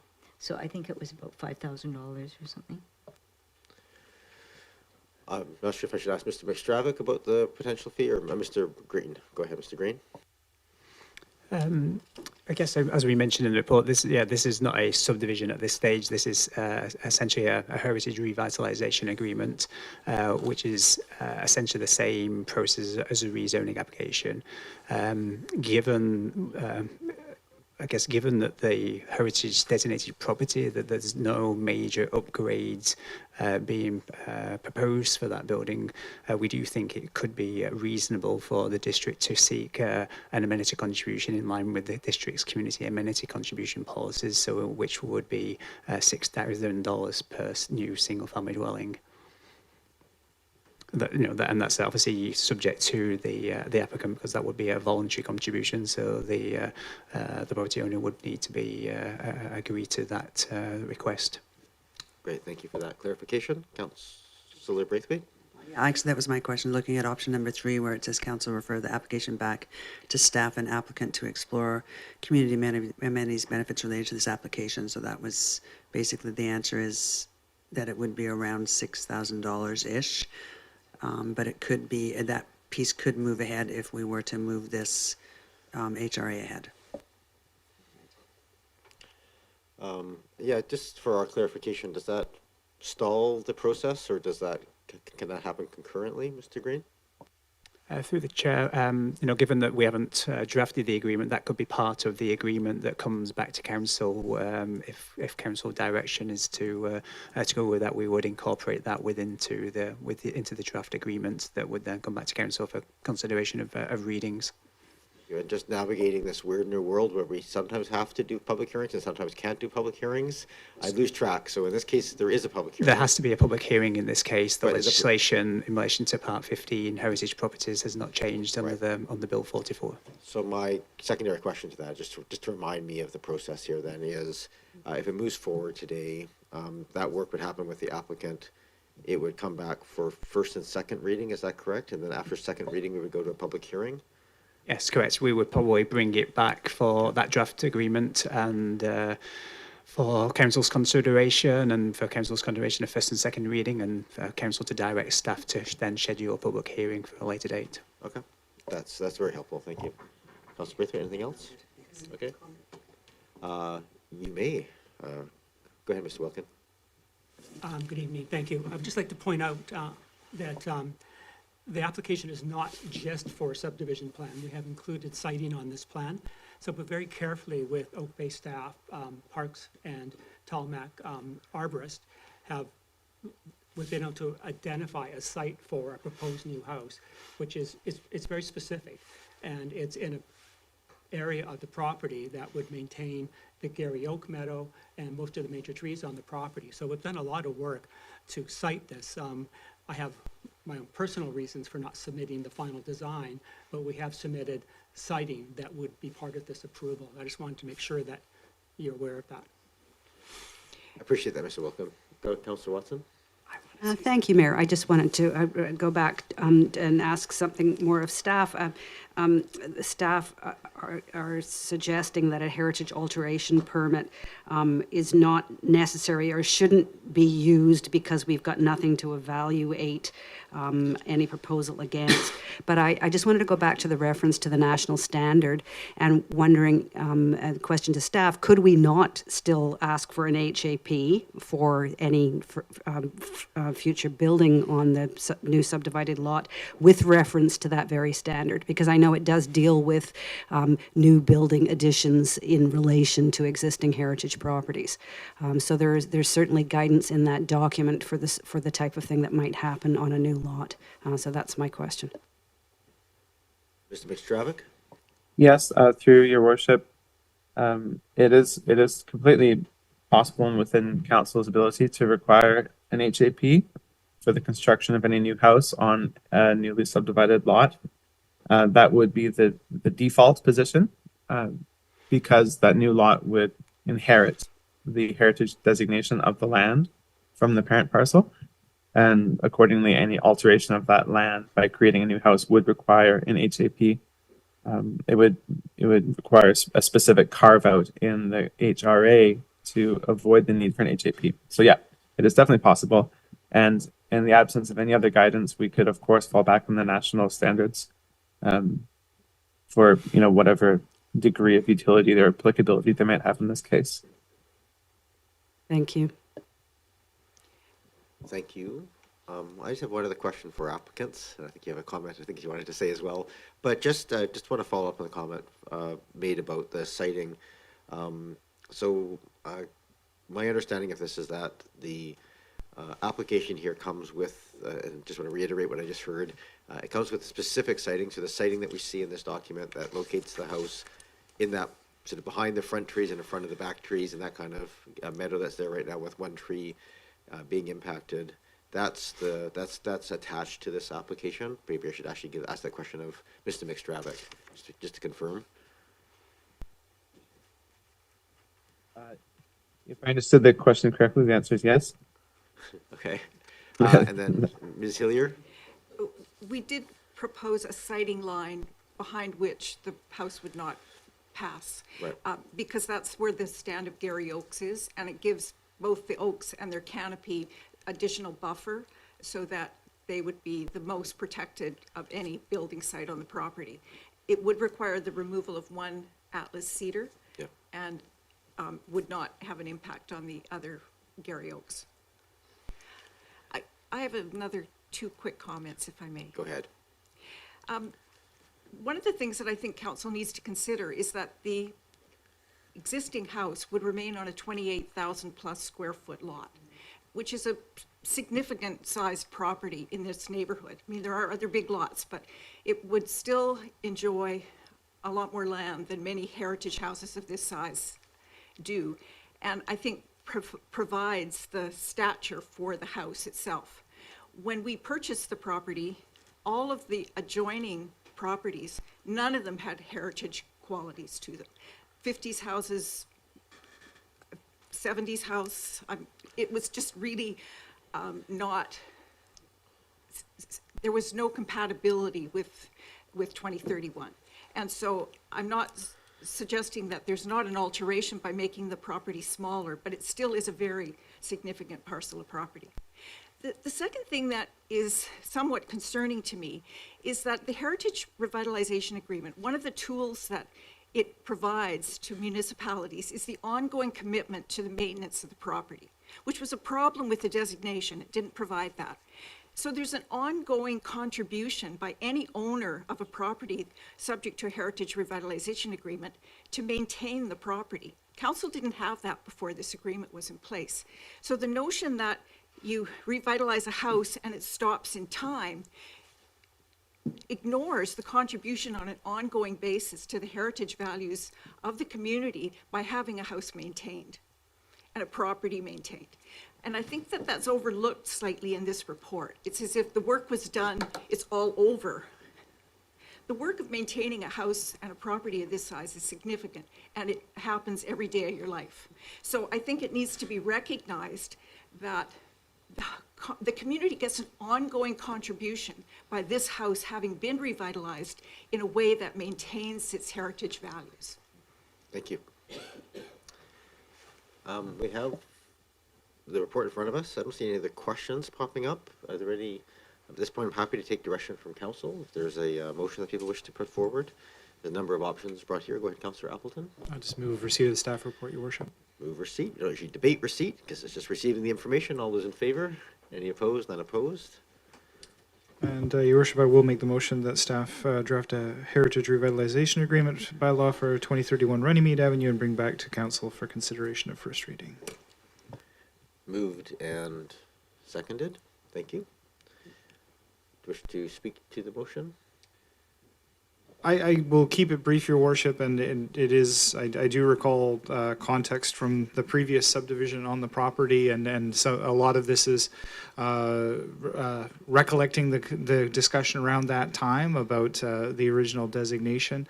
I would just say that in this particular case, as you mentioned, Your Worship, there are certain situations that where public hearings are being set aside, and I know that the local community is interested in the property and in the house specifically. It is, as the owners are well aware, a significant structure in the community and of long standing. So I think it warrants giving the public the opportunity to weigh in. I look forward to hearing to see what they have to say. Thank you. Go ahead, Councillor Braithwaite. Thanks very much. I'm going to be supportive of the motion, but I would like to make a comment first in that I think that the work that's been done on Blair Gowie so far has been beautiful, so thank you for that. But I would also like to ask when is an appropriate time to ask about the community amenity benefits that could perhaps come back, and whether that should be an amendment to the motion or whether it should be an additional motion made after this one passes or fails. I think since we're giving direction to staff for moving it forward, it'd probably be better as an amendment than it is as a motion arising. But if you had a question just about the appropriate process to staff, I would think there would be a motion essentially asking that, and that staff be directed to negotiate a community amenity. Yeah. Okay. That would be the amendment that I would like to make, please. That staff would bring negotiate a community amenity related to this application. Okay, is there a seconder for that amendment? Seconded, thank you. I think you've spoken to it. Any other, so that's the amendment right now. So not speaking to the main motion, but just comments and questions on the amendment, which is to include community amenities. I don't see any. I'll call the question on the amendment. All those in favor? Any opposed? None opposed. So the motion is amended to basically direct staff to bring back this Heritage Revitalization Agreement with a community amenity charge negotiated. Any other discussion? Councillor Braithwaite, you still have the floor. You're good. Councillor Braithwaite, or Councillor Watson, sorry. Yes, this is a question for clarification. Can I assume that that also implies that the statement of significance comes back at the same time? Is that a done deal, or did we need to ask for that specifically? That's a good question. Since Yeah, we would we'd be grateful if we could have a motion to that effect as well. Yeah. I would therefore, oh, well, we've got a motion on the floor, so I. no, we have a motion, amended motion. So An we amend- have the motion, the main motion. If you wish to, procedurally here, I'm just going to ask staff for direction on this one. We have a motion which is a land use direction piece, and I just curious, would you staff recommend best practice that we amend this, which is really direction to create an HRA, to include a statement of significance, or would you prefer to have that as a motion, arising following, given it's a little bit of it's an addendum. I guess if it could be an amendment. Okay, amendment's good. Yeah. So if you wish to make an amendment, you can do that. Thank you, Mayor. And so I would like to move a motion to move to amend a motion by adding that staff bring back the updated agreement and with the amenity contribution stuff, along with the revised statement of significance for the property. I'll second that. So basically, that would be sort of close to option 2, basically to add the request and an updated statement of significance to further review. Is that okay? Understood. So moved and seconded. Is there discussion on that piece? I have a question for you. I don't want to belabor this because time is moving on, but I'm just trying to get a clear understanding of what the statement of significance would be. Is that would that be for the entire property? So Blair Gowie, the lands, and and including the property that the house is going on. Is that correct? Okay, so basically a modernized, proper version of that statement of significance. Okay, I understand that value. Go ahead, Councillor Smart. Yeah, thank you. Through you, Chair. I just had a question about whether this would cause any delays or significant costs. Probably give it to you, Mr. Green. For the chair, yes, it would cost the applicants would be required to prepare that statement of significance. So the applicants would require the need to appoint a heritage consultant to do that work. And obviously there will be delays in relation to producing that piece of work, that statement of significance.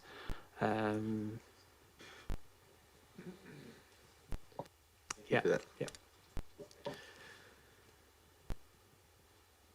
All right. The motion right now is the amendment to include a statement of significance. I'm just going to speak to it because I think the question was a good one. I'm not particularly keen on adding costs to this. That being said, I think, as noted by the applicants, that 2007 statement of significance does not reflect the spectacular work done to restore that house and the current state of it and the values. I think I'm sure many discovered in the course of that revamping. So I think there probably is some value there of having it. But I might just turn to the applicants because this is obviously, well, not horribly expensive. Creation of a statement of significance does take some money.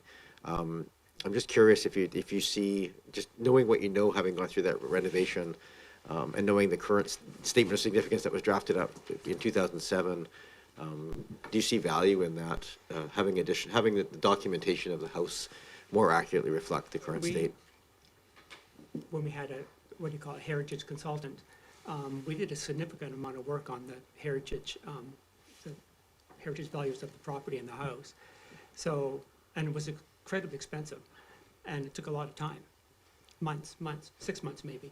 So I don't quite see the point. I mean, we're already there. It's obvious what the significance of this property is in the house. So restating it, I don't see the point. I'm also a little bit baffled about what changes from the character defining elements people are looking for. When we purchased the house, there are things that are referred to in this statement that you couldn't see because the property was so overgrown. You couldn't see the rock outcroppings that are referred to. I mean, they're really, it was a process of taking the property back to probably what it looked like in 2007 or earlier than that. And so I'm a little bit baffled about what level of detail people are looking for that would give comfort to you about the heritage values being maintained over time. There's some character defining elements of the house. There's a few comments about the property, but it's not generally inaccurate, other than the fact that it had deteriorated from the state that it was in when this was done. Okay, thank you for that comment. Just go ahead, Councillor Watson. This was my motion, and I'm prepared to actually motivate around it. I would just, I recognize what the applicant is saying, and it is a beautiful home, and it's a unique and significant landscape that goes with it. And I think in coming to make a decision, council, well, I feel this as a councillor, that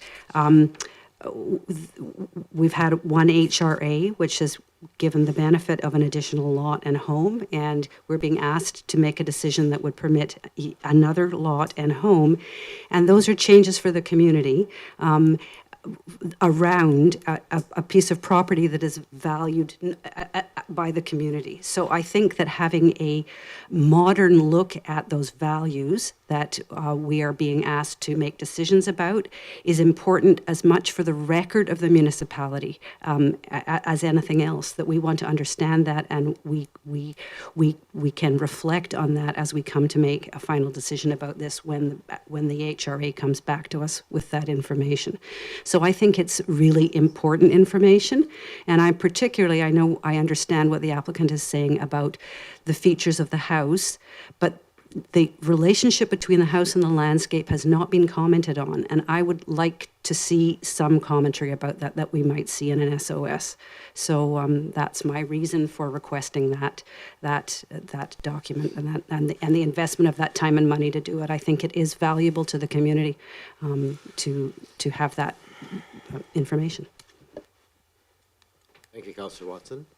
So the motion right now is to move, to amend to include a request for a statement of significance to accompany the application. Go ahead, Councillor Smart. I'd like to move an amendment to the motion on the table to narrow the scope of the statement of significance to simply the relationship of the landscape to the house. For a seconder, I just want to turn to Mr. McStravick who has disappeared off of my screen. To Mr. Green. Yeah, it'd be me, but unfortunately, Kyle's battery has died at home. I just got a text off him, so I will try and answer your questions as to the best of my ability. So just my question is just, the ask here was to make an amendment to just limit the scope of the statement of significance to just the relationship of the house to the lands.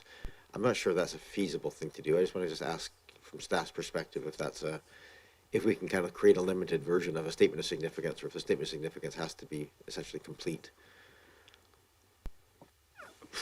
Difficult question. Through the chair, I'm trying to attempt to answer that. If we are aware that the person who did this original statements of significance, Don Luxton, he's still around. He is still producing statements of significance. So perhaps as part of his brief, that he can essentially, the character defining elements of the house haven't changed, so it should be very, fairly straightforward for that consultant to revise the report, to take a fresh look at the property, refresh the statements of significance, and particularly to focus on the landscape elements and the setting of that designated property in relation to this proposed new lot. So, Councillor Smart, yeah, I'm happy to take the motion. I just want to make sure that you understood the context of what was possible or not. Yeah, no, that's fine. I can withdraw the motion. I won't be supporting the motion on the table. I don't feel, based on really what the immense gift that this applicant has already given to the community with the restoration of this property, that asking them for this delay of time and expense is really something I want to support. Councillor Green. I'll be brief. I second in the motion because I support it. And the reason I do, and it speaks to something that Ms. Hillier said earlier, is that relationship between the house and the neighborhood, the context of the house and so on. We don't have a maintenance bylaw in Oak Bay, and having an updated statement of significance will help us in terms of knowing what's there and how much this couple has done, because they've done an amazing job. But if the house changes hands, or the property changes hands, we have no guarantee that that will be continued because, as Ms. Hillier pointed out, this is an ongoing gift because of their due diligence. But the next owner may not be that diligent. So I think the statement of an updated statement of significance will help protect the property going forward. Councillor Appleton? Thank you, Your Worship, and not to go backwards here, but I had the same thought as Councillor Smart, in the sense that I feel like the elements of the statement of significance that require greater clarity for me at this stage of the game are landscape related and not building related. So, so I agree with the motivation of that amendment, and I'm not sure we heard definitively from staff that isn't. I think it's probably an unusual question. I get it, but I would be inclined to explore this idea. I think council, in its wisdom of the day when the original establishment was made, included the grounds. And obviously there were some features that were included at that time that were of significance. And the subdivision and subsequent house build are going to affect those in certain ways. And to evaluate the need for a heritage alteration permit or what council needs to consider for the purposes of building that, we need to refer to those landscape elements, which there isn't, to my mind, enough adequate detail in the existing statement of significance. I'm clear that the existing, there is not the need for a revised statement of significance for the building overall. I think that's well understood. But I do believe that council at the time designated the land for a reason, and so there's just not enough detail at this stage of the game. So can we get some feedback from staff as to whether or not we feel that is there an ability to scope down the statement of significance to deal exclusively with the landscape elements that would be affected by the subdivision? Bull? Thank you for you, Mayor. I think one of the things we could do, and I don't think we have the details today, but there is an existing heritage revitalization agreement. It might have some details around this, or it may not. And maybe we use that as a bit of a starting point to arrange, if council provides this direction, to work with the consultant to work on the right scope of an SOS, statement of significance. From a staff perspective, this is an heritage revitalization agreement, so we would like to make sure that we have a fulsome statement of significance. However, if there are elements already covered through the previous HRA, then we could make sure that they're complementary to each other rather than doing it again or expanding on things that are maybe not needed. Thank you. Thank you, Your Worship. So then would it be appropriate, the amendment motion, as I understand it on the table, is to require an updated statement of significance as part of the report back from council, or the report back from staff. Is that, I get that correct? So then to respond to what information staff have given, then would a suitable, I guess I'm amending the amendment in this particular case to say that amended statement of significance be informed by information provided in the previous heritage revitalization agreement? I'm going to just, in the interest, trying to tie this up a little bit. I don't think it's necessary. I think what I'm hearing is that from staff is that the building portion of this is largely complete. The landscape portion is not. If the motion passes, it'll revamp, but it'll have to include some of the landscape features as part of the statement of significance. If it fails, then this will stay on the record and just essentially be a documentation of the current house and the character defining elements. I think it's a little, we're afraid we're getting too far into the weeds of kind of determine exactly what should be in the report before it comes back here again. I think we might end up spending another half an hour trying to wordsmith exactly what that might look like. I just think at this point we may want to get to the motion itself, and if there's a desire to have the landscape included, I think this motion should pass. If there's satisfaction that it's not sufficiently critical, then it doesn't have to pass, and it'll move forward without that. Go ahead, Councillor Smart.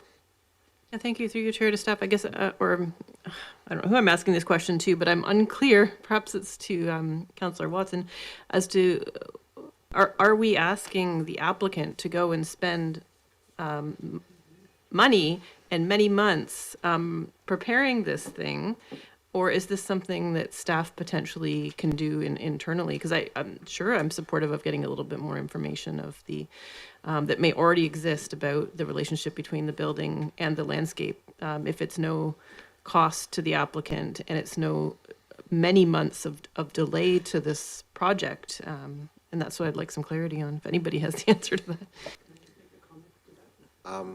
At this point, we're kind of at this table. Yeah, sorry. But actually, maybe I'll go to Mr. Green. Actually, we'll go to you, Mr. Wilkins. I think that maybe, since we're asking you to do the work, I think it's not unreasonable. Mr. Green first. Through the chair, obviously we don't have a heritage planner on staff that prepares statements of significance, like, for example, City of Victoria, who do prepare statements of significance. And in this case, this is a development application that the district has received from an applicant who wishes to subdivide in order to build a further house, and therefore it's usually the expectation in terms of producing or providing the supplementary reports that a council may request or that staff request is paid for and provided by the applicant. Mr. Wilkin? So in our application, there is a really detailed survey plan. So it identifies every single tree on the property and all the topographical information on the property. So through aerial maps and survey, it's really easy to see where all the rock is, the outcroppings, the trees, and that's why we cited the house the way we did, because we have all that information. So it's all been available to us through survey and through work with parks and the arborists. So I don't know why a statement about landscape would be helpful. I think I'll just say that there are times when, if further alterations happen, having the heritage values of that, not just the location of the trees, but the garden and the sort of the placement on the land and so forth within the heritage context could have some value, and I think that's probably what's driving some of this. But I take your point that the details are already available. When we purchased the house, the landscape was dead. So the I appreciate landscape that. exists there now is what we've added to the property and enhanced the landscape. Appreciate that, Mr. Wilkins. I'm going to come back to this table now. Thank you. I just want to get to the motion that's on the floor here pretty quickly. Go ahead, Councillor Patterson, and then Braithwaite. Yes, just for clarification here, trying to make a decision on what to support, because I'm also not interested in going back to the original statement of significance. There was an original statement of significance, and the applicants at the time that the first HRA was developed, there is a maintenance agreement also, I believe, certainly for the buildings. I don't know if the maintenance agreement also extended to the grounds. Did that maintenance agreement extend to the grounds and require them to be restored to any sort of a condition that was original to the topography? I'll ask the applicants that question. There are some photographs of the property in the archives here. They're very old. Some of them precede an addition to the house that was done in 1926. So we know from photographs the age period that they were taken in. There was really very little discussion about landscape on the ground. There always has been concern about the significant trees. And when we purchased the property, the ivy went up about 30 feet on all the significant trees. And so we've had your Parks Department many, many, many times to the property in consultation with the work that we've done to maintain the health of the trees and enhance the health of the trees and to plant some succession trees. We've planted a lot of trees. Okay, I'm going to cut off this conversation. It's not so relevant to the thing, but I appreciate the answer, but this is the...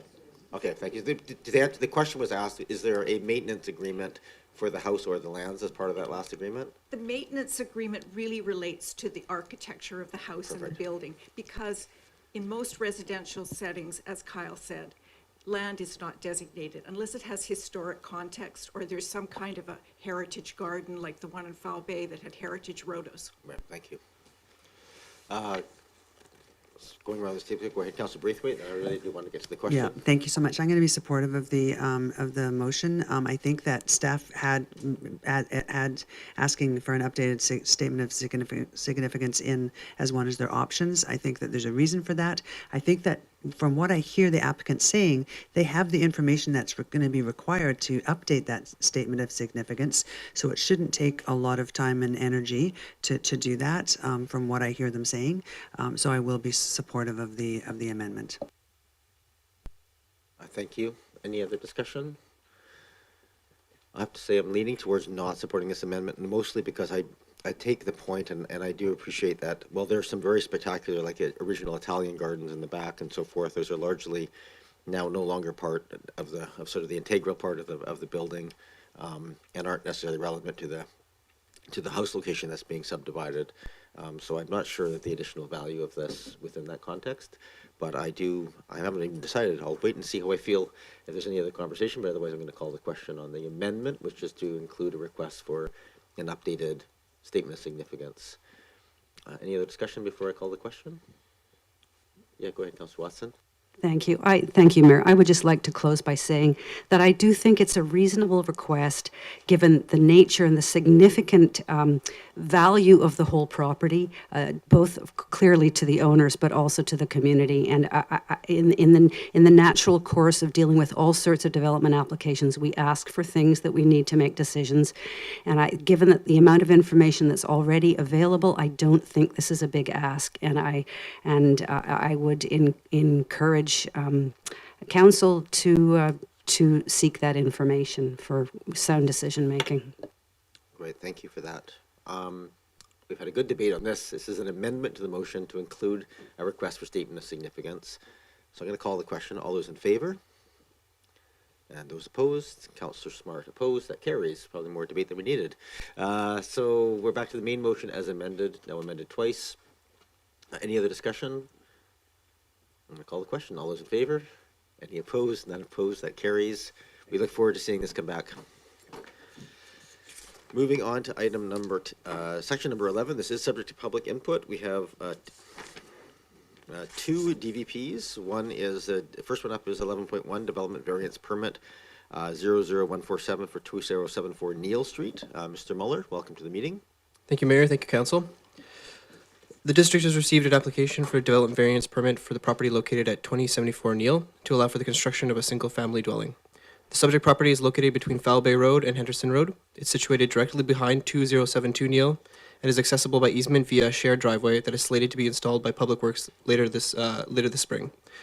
The roughly 286 square meter lot is zoned R5 and is considered legally non-conforming due to its being approximately half the required 558 meters required for R5 zoning. The applicants are requesting a development variance permit to relax the minimum 7.62 meters rear yard setback to allow for a 3.5 meter setback from the rear yard, or the difference of 4.1 meters. In addition, the applicant is requesting a development variance permit to relax the covered parking requirement as per the parking facilities bylaw, which states that half the required parking be located inside a housing unit. The applicants are proposing to put both parking stalls out in the front driveway, and which extends to the rear of the property behind the home. Upon receiving the original housing plans, the Parks Department provided feedback to the applicant where they noted the critical root zone of the fairly large Gary oak tree that straddles the property line between 2072 and 2074. That location of the house at that time would severely impact the critical root zone of the Gary oak tree. And with consultation of the Parks Department, they moved the house back on the property, requiring the rear yard setback variance to be within a 6 meter safe zone of the critical root zone, critical root zone, and that also required them to remove the accessory building that they had planned to use for covered parking, all in consultation with the Parks Department in order to save the Gary oak tree that was, again, like I mentioned, straddling the property between 2072 and 2074. I believe the applicant is not in the audience today. He travels between here in India and is potentially not here in the country at the moment. But any questions, I can try and answer for them. Thank you very much, Mr. Muller. We have the application here in front of us. Procedurally here, I think there's a few people who wish to speak to us on this matter. Normally we just take questions from council, no direction. Then we turn to the public and I get public input. If the applicant's not here, our staff will do our best to try and answer those questions as well, or any comments. But comments and questions are welcome from the public. And then once the public input is concluded, we'll come back to this table and continue our debate and give some direction.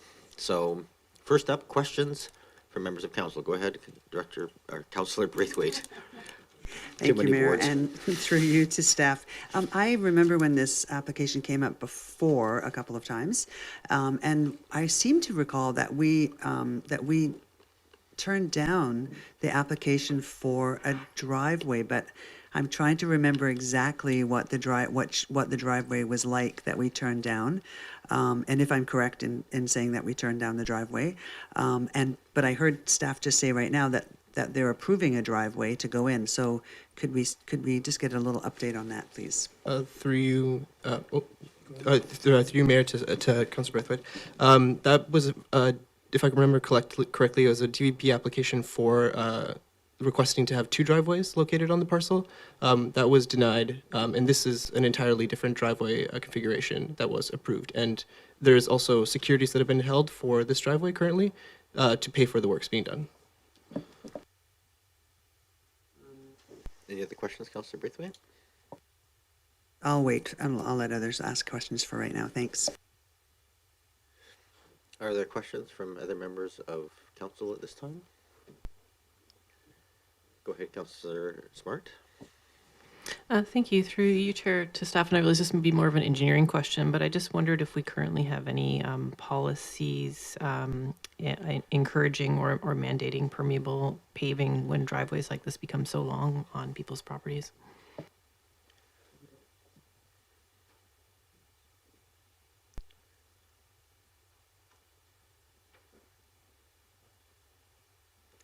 Currently, we don't have any policies regarding that, but we do not consider gravel to be considered a paved surface, and so the applicant could use gravel to avoid having that counted as their paved surface within the front or rear yard, so that wouldn't go towards their 25% maximum. Thank you. Anything else? Hey, Councillor Green. Yes, through you. Thank you. I drove by the property and parked out front and looked at it for a very long time. Is that narrow grassy strip from Neil Street to the back lot, is that the driveway? Is that the site of the driveway? Is that the actual size of the proposed driveway? Thank you. Mr. Miller? If you're looking straight at the property on the right-hand side, that would be considered where the new driveway will be going in. Thank you. Sorry, just one more question, and through you to Mr. Mueller. How wide is the driveway? That would be helpful. I'm sorry, I couldn't find it in the report. And will it be paved? Thank you. Through you, Mayor, to Councillor Green. It is 3 meters wide, and there'll be sections of it paved. It looks like there's a strip as well that'll be open grass, and I believe there's some gravel in there too. Thanks very much. Thank you. I don't see other questions from council at this time. I think we would like to hear from the public on this, so perhaps I'll invite members of the public who wish to come forward and address council. We do have written correspondence, so I do appreciate having that ahead of time because it gives us a chance to read it and consider some of the. But please, if people wish to come forward, please come forward.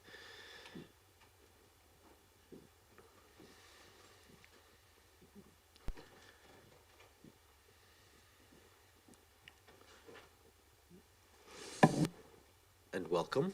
Thank you. Good evening. I'm Catherine Holt. I live at 29. Please just turn on your microphone, please. Thank you. Did I not turn it on? It's jinxed. Okay. I'm the owner of 2928 Henderson Road. The back of my property comes in at an L to the side of the property that we're talking about. So I share my back boundary with the east side of 2074 Neil. And thanks for this opportunity to express my concerns. I'm also here to represent some of the people who signed the letter that you should all have in your package that was signed by 11 property owners and neighbors in the area, some who couldn't make it and some who will be speaking for themselves. This is the third time, I think, as Hazel mentioned, or Councillor Braithwaite mentioned, the third time an application for variance has been made on this lot. And we are asking you, Mayor and Council, to continue to take the position you did previously and not approve the application because the reasons that you said no in the past haven't changed. This is a lot that never should have been It's being described to me by Oak Bay staff, council members, owners of the lot as a mistake, possibly a drafting error, very strange, unusual, and hard to understand. It's a remnant of the backyard of 2072 Neil. It's less than half the size of a legal lot in this zone. It's landlocked, and until a couple of years ago had no easement for access, and an assessed value of $65,000, which is not a building lot value in Oak Bay. Speaks for itself. Most important of all, it's home to a very beautiful, healthy, mature, magnificent Gary oak that's at least 100 years old. The oak is part of a grove of trees that stretches across the back of a number of lots adjacent to 2074 and is home to many birds and animals. Most recently, I'm very pleased to say, a western screech owl, which screeches quite often in the morning. It provides water, temperature control, shade, and beauty. And it's something that's become, that idea of a grove is something that I think is becoming very rare in Oak Bay. There are also 7 backyards that adjoin that lot in kind of almost like a spoke pattern. The houses on each of them is only 1 or 1.5 stories. The proposed house, which I understand to be somewhat of a raised full height basement and then 2 full stories, would dominate all of those backyards and the views and have a view into all of them. When I purchased my home in 2012, I first checked with Oak Bay staff to see if there was any chance that lot would be built on and was assured it was almost inconceivable. A few years later, it was put on the market and listed as having a laneway lot, ? And I checked again with Oak Bay staff, and again the answer was, is there a laneway? No, then there's no laneway lot, and we can't believe it would ever be built on. But the purchasers at that time applied for a variance, that was kind of round 1, to build a full-sized house with basement, 2 stories, separate garage, that would require digging up the roots of the Gary oak and paving over them for a driveway. You turned that down and encouraged them to build a house that was legally allowable on that lot. They applied for the second driveway as was described, and you turned them down again because it would pave too much of the lot. They then applied for a building permit to build a legally allowable house, which they received, and the city registered an easement to allow them to build a shared driveway. They immediately put that lot, as soon as they got the building permit, and actually slightly before they got the building permit, on the market. It sat there for about 1.5 years because it's weird. Nobody really could figure out what to do with it or why they would buy it. Eventually, 1417635 BC Limited Inc., the current owner, paid $470,000 for it. For their money, they got a lot with a building permit and an easement. They immediately applied for variances to build a bigger house. So here we are again. I spoke with the current owners. I've spoken to them a number of times. I spoke to them shortly after they purchased the lot and asked if they knew about the previous failed attempts to get variances and the level of neighbor opposition. And the owner said, of course. He was, I think, offended by my question. He was fully informed about what he bought and planned to build a house that he would sell for $1.4 million. 1417635 BC bought this property eyes wide open. They are owed nothing more. They're not entitled to a bigger house so they can make a bigger profit. They're not entitled to a bigger and better view into everyone's adjoining lots. They're not owed the opportunity to destroy one of Oak Bay's legacy Gary oaks. The current building permit already has a lot of problems with it, as I outlined already, and allowing these variances would just exacerbate the problems with the current building permit. So again, please do not approve this application. Thank you. Thank you, Ms. Holt. Are there other members of the public who wish to come and address council? I know it's a little bit intimidating, but we're really quite friendly. And all points of view are welcome.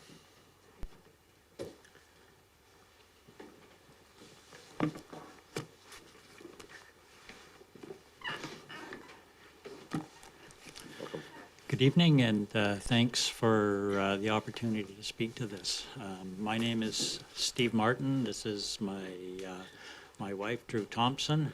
We live on the property immediately to the north of this proposed development. That's, does that make sense? Yep. Okay, good. Up the hill. So a two-story house would essentially tower over our backyard and dominate the small parcel lot. So there's a number of us that live on a cul-de-sac on West Down. When you live on a cul-de-sac, you don't hang out in your front yard because it's about 20 feet wide. But you do have an extensive private backyard. And it's our privacy would be significantly impacted, as would our horizon view that takes into account the large Gary oak and also a very tall cedar tree, also on the Neil Street lot. The requested variance for setback to the rear property amounts to a staggering 54% reduction to the variance. When staff talk about it, it's 7 meters and then it's 3 meters, but essentially that house would be built almost on the lot line and it would be 2 stories tall. As Catherine Holt mentioned, it would tower over everybody's backyard, and most particularly ours, and a number of others, especially Catherine's. The owners bought the property fully aware of the previous designed home of a much smaller scale, and it was within bylaws. As Catherine mentioned, it was a much bigger proposal. Previously was turned down by council. We were all here before. I really appreciate you moving through the agenda fast paced tonight because I think we were all here till 11:30 last time. So yay. And so, you know, once again, we ask you to reject the proposed development. They have an approved development plan that essentially came with the house with the money that they bought the lot for, and you know, they can build that, but they can't all of a sudden just turn the tables, add a second story, move to the back of the lot and invade everybody's privacy. So with the greatest amount of respect, I encourage all council to wholeheartedly turn this down. Thank you. Thank you very much for joining us this evening. Are there others who wish to come and address council? Come on forward.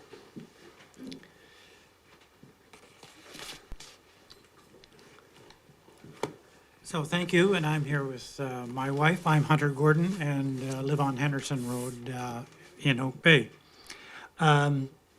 Also here to oppose the applications for the variation. Perhaps if you turn to page 9 of the attachments, I think is what they were called, in the report. That's the lot plan? It's the lot plan, yes. And so it shows in 2 ways the driveway that was referred to. And I'm guessing that the shaded portion is what is intended to be paved and the rest to be gravel. But and also, I don't know what's clarification from Mr. Mulder, is that your last name? Is a question for me because at first I thought the intention was to park the 2 vehicles near the front of the house or not going behind the house, but I do notice it says uncovered parking area, which is behind the house, so it's between the house and the back lawn, back boundary. And so presumably the two cars then would carry on around the back of the house and be parked behind. And I guess that would be gravel or paved, I don't know which. Because the two arms that stick out to the left in front of the house, I gather are just for the purpose of turning vehicles around so that when they head out to Neil Street, they go frontwards rather than having to back up all the way to Neil Street. That is one comment to make. Secondly, like the others have said, there already is an approved plan for a much smaller house that meets the zoning. Presumably, in terms of meeting what the province is trying to force the municipalities to do, would meet the requirement of having building more homes for those who are in need of lesser expensive homes. That the approved one would, because if this is likely to be in the range of $1.4 million, if it is completed, is not really what many people consider to be an affordable home. But anyway, that's, I guess, a digression of what I really intend to say here.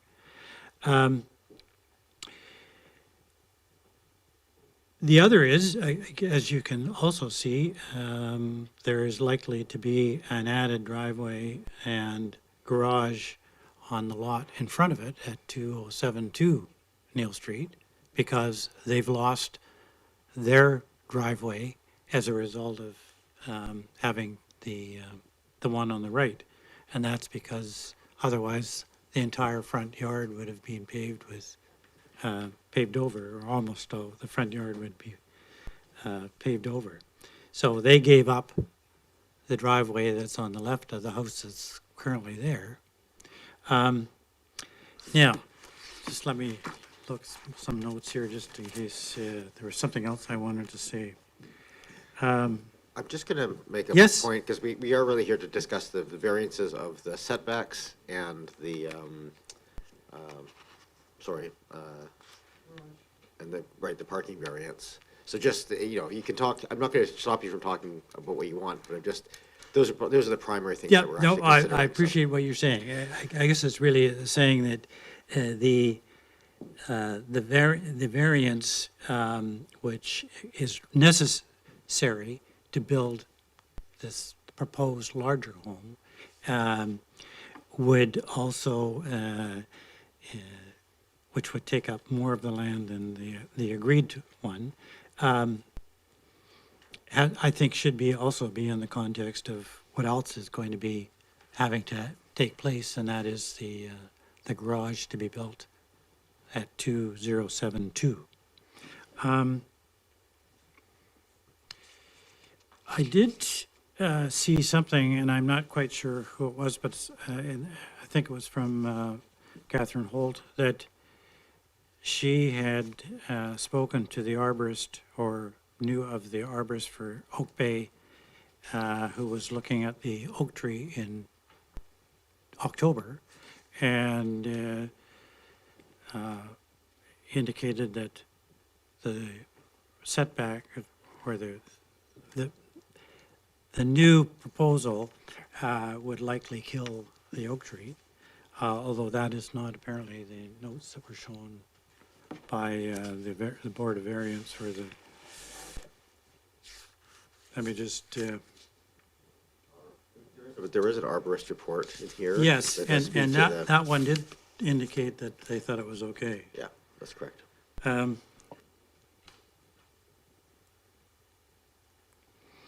Okay.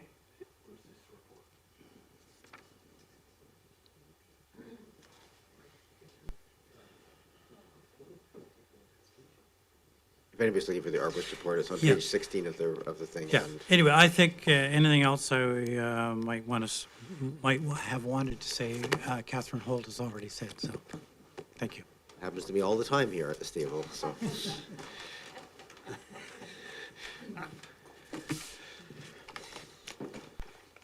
Welcome. Hi, I'm James Holtz, and I live in Oak Bay. Now, I'm very happy to talk to council tonight, but I'm really excited to be sitting at Tommy Douglas's desk. And Tommy Shariyama's desk. Both Tommies. I'd like to put forward the following points as a formerly certified arborist. With many years of experience in campus-wide reports dealing with construction, I'm here to make the case for preservation of the large, majestic oak at the site 2074. It plays an important role in stormwater control, pollution abatement, and energy conservation, or shade.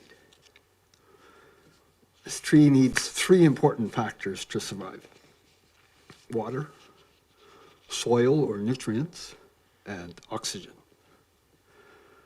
The proposed footprint of the house is uphill and would block the natural drainage pattern, feeding the roots. The percentage of roots removed due to construction would exceed this mature tree's ability to survive. So preservation is all about the roots. The tree roots extend far beyond the canopy or the drip line, and I know that you identified critical root zones. So I guess as an arborist, we may have different definitions of root zones and critical root zones. So these are feeder roots that are within 3 to 6 inches of the surface and far beyond where the roots rapidly taper 10 feet from the trunk. Mr. Holt, can you just direct your comments through me to the rest of the things? Think shallow and widespread. Any roots that are not cut off will be compacted, squeezing out the oxygen and the water. These actions would signal a death knell to this tree, but it would take about 2 to 7 years for this tree to die. So, you know, this tree is part of a grove of oaks whose root systems are overlapping and intertwining, forming a dense mat of roots. Can we not learn the role that the tree canopy plays related to global warming and our recent experiences with heat waves and heat domes? And realtors, appraisers, builders, and residents have documented the demand to preserve mature trees and the willingness to pay up to 20% more. The terrain on which a house is built can vary. One cannot grow this oak tree anywhere. This tree can live 200 more years if it's not compromised. Thanks for the opportunity. Thank you very much, Mr. Holt.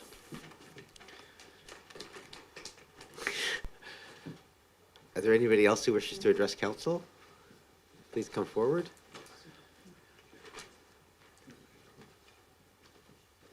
And I just want to say, everybody here is being so super polite, but we do want to make sure everybody feels comfortable with whatever opinions they bring forward to us. So I appreciate that little applause was incredibly muted there, but we just want to make sure everybody feels welcome to come with differing opinions to the table as well. Welcome, sir. Thanks. My name's Sean Broadbent. I'm one of the owners of 2932 Henderson. My wife is the other owner. She's home with our 2-year-old child, putting her to bed. So I'm here representing her views. So I'm Catherine's neighbor and Steve's neighbor. So if you can imagine, my lot connects with the proposed development on the northeast corner. So I'm kind of sandwiched between Catherine and Steve. And so one of the selling features when we bought our house was a very private backyard. we love it. We spend a lot of time in it. Our kid loves it. It's very private, has a beautiful view, obviously of that nice oak tree, but other surrounding trees as well. And these variances would put a house about a car length away from our back property line. And then we have a 12-foot hedge in the back that kind of provides privacy on Catherine's side. That doesn't quite go to the end. But if you imagine a 24-foot house would be double the size of those hedges. So it would, as Steve said, very much loom over our backyard. So we just have this constant looming building, what used to be like a beautiful view of the sky and the tree. And it would really sort of take away from our enjoyment of our property. And yeah, that's pretty much it. So I encourage you to reject the application, and there's already approved property, so build that one. Thanks. Thank you, Mr. Broadman. Anybody else wish to come forward and address? Yes, come forward, please.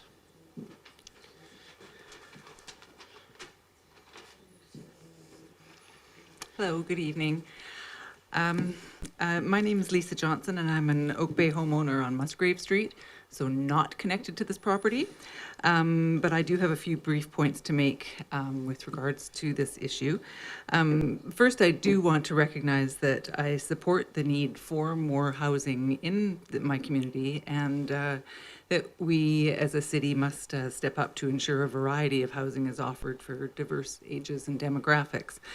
I also really think it's important as a key point here that just because we need housing, council does not have to approve variances for all infill housing. The question is about what type of housing we need and who do we need it for. This is more of a policy question for the city that needs to be fully rounded out, in large part to avoid as much conflict and disagreement in our community as possible going forward.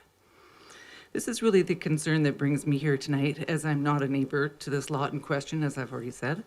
In my view, if the city had a fleshed out, detailed housing guideline to meet the housing we need, this application would have been immediately rejected as not fitting within the guidelines. Another point already made tonight by other speakers, including an arborist, is the existence of an actual grove of Gary oaks on this lot and the surrounding green spaces adjoined. Protected groves are a rarity and clearly must be taken into consideration and honored. The last point I'll make is that this proposal is plainly rather ridiculous, quite honestly, and negatively affects 7, if I've got that right, 7 attached homeowners for very legitimate reasons, not just 1 or 2 neighbors over something rather frivolous. Really, it is clear that this is not the type of housing the province was referring to when Oak Bay was asked to contribute to the housing crisis. And I ask council to reject the application for variances. Thank you. Thank you very much. Welcome. Good evening, Council. Sam Stevenson, 2928 Henderson. I'll be quick. My basic issue is with the proposal itself. Under the premise that the proposal is crafted under, it says that it's achieving the council's objective of housing, but from any objective analysis, that's not even factually accurate. The house proposed would be a 2,000 square foot house sold for approximately $1.4 million. That's a median value house for the value per square foot at approximately 2/3 of the size of a median home in Oak Bay for a single family home. So that basically sums up my objection. So I would recommend that you maintain the previous stance. Thank you. Thank you very much for coming tonight. Anybody else who wishes to come forward? One more.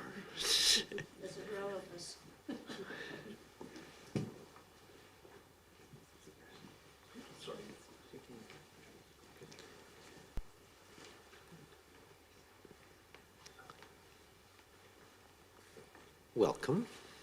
Thank you. Same process as before, just your Don't know name what and to it's do with on. that. Yep. Can you all hear me? We can. Good. So I'm Sylvia Bradley and I live at 2931 West Down Road at the very bottom of the cul-de-sac. Therefore, my very large but narrow property goes right past 2 or 3 houses that are behind me. And they, of course, are on Neil Street. And so my problem with this would be that if they start building now, like they've got the house on Neil Street, if they put one behind it, they'll be right on my fence. I only came across this tonight just by chance, so I'm not as, organized as I could be. But I just don't understand. The last week that I was here, they talked about the oak trees that are just beyond my back fence. And if this went ahead, they would have to take those down. And they're beautiful trees. We live in Oak Bay and they are oak trees, so I have a special feeling for them. And they're large. So other than, wondering, how these setback requirements would go closer to me, not that I don't like neighbours, I'm pretty good with my neighbours, but I'm not quite sure what that means. Would they be building the house just so many feet from my back fence, so I would lose some privacy? Or does it mean that they'll move right up onto Neil Street? But I can't see that happening. I'll just provide some clarity too, if you wish. The ask today is for variances for parking, but I think to answer to your question, it's to move the house closer to the back lot line, so closer to your street, westbound, I think it is. It would be closer to the... Yeah, so it's asking for, it's a relaxation of the setback requirements for that back lot line. So that is the ask. Ah. So now I am worried about my oak tree, not to mention my fence. I shouldn't laugh, but it is something that I never thought would happen. I've lived in this house now for 40 years, and it's been wonderful, I have to say. Not only living in Oak Bay, but where I am living in Oak Bay. What I just don't see why you would be asked to reduce parking and setback requirements for this property. Is it different from another property, or what? Like, what would be the reasons why this reduction of parking and setback requirements would be required? Is there an answer to that? Well, that's the case made forward by the applicant. It's an unusual lot. It's an RS5 lot, but considerably smaller than a standard RS5. Considerably smaller than a standard RS5 lot. It's a bit of it's an anomaly, let's put it that way. It's a strange Yes. lot. So I'm going to get everything closer to me and trees taken down because it's a smaller lot. Now, I don't understand why the council here would do that. I will certainly take it to my lawyer tomorrow. I wish I had known about this before coming, but now I'm really glad I came.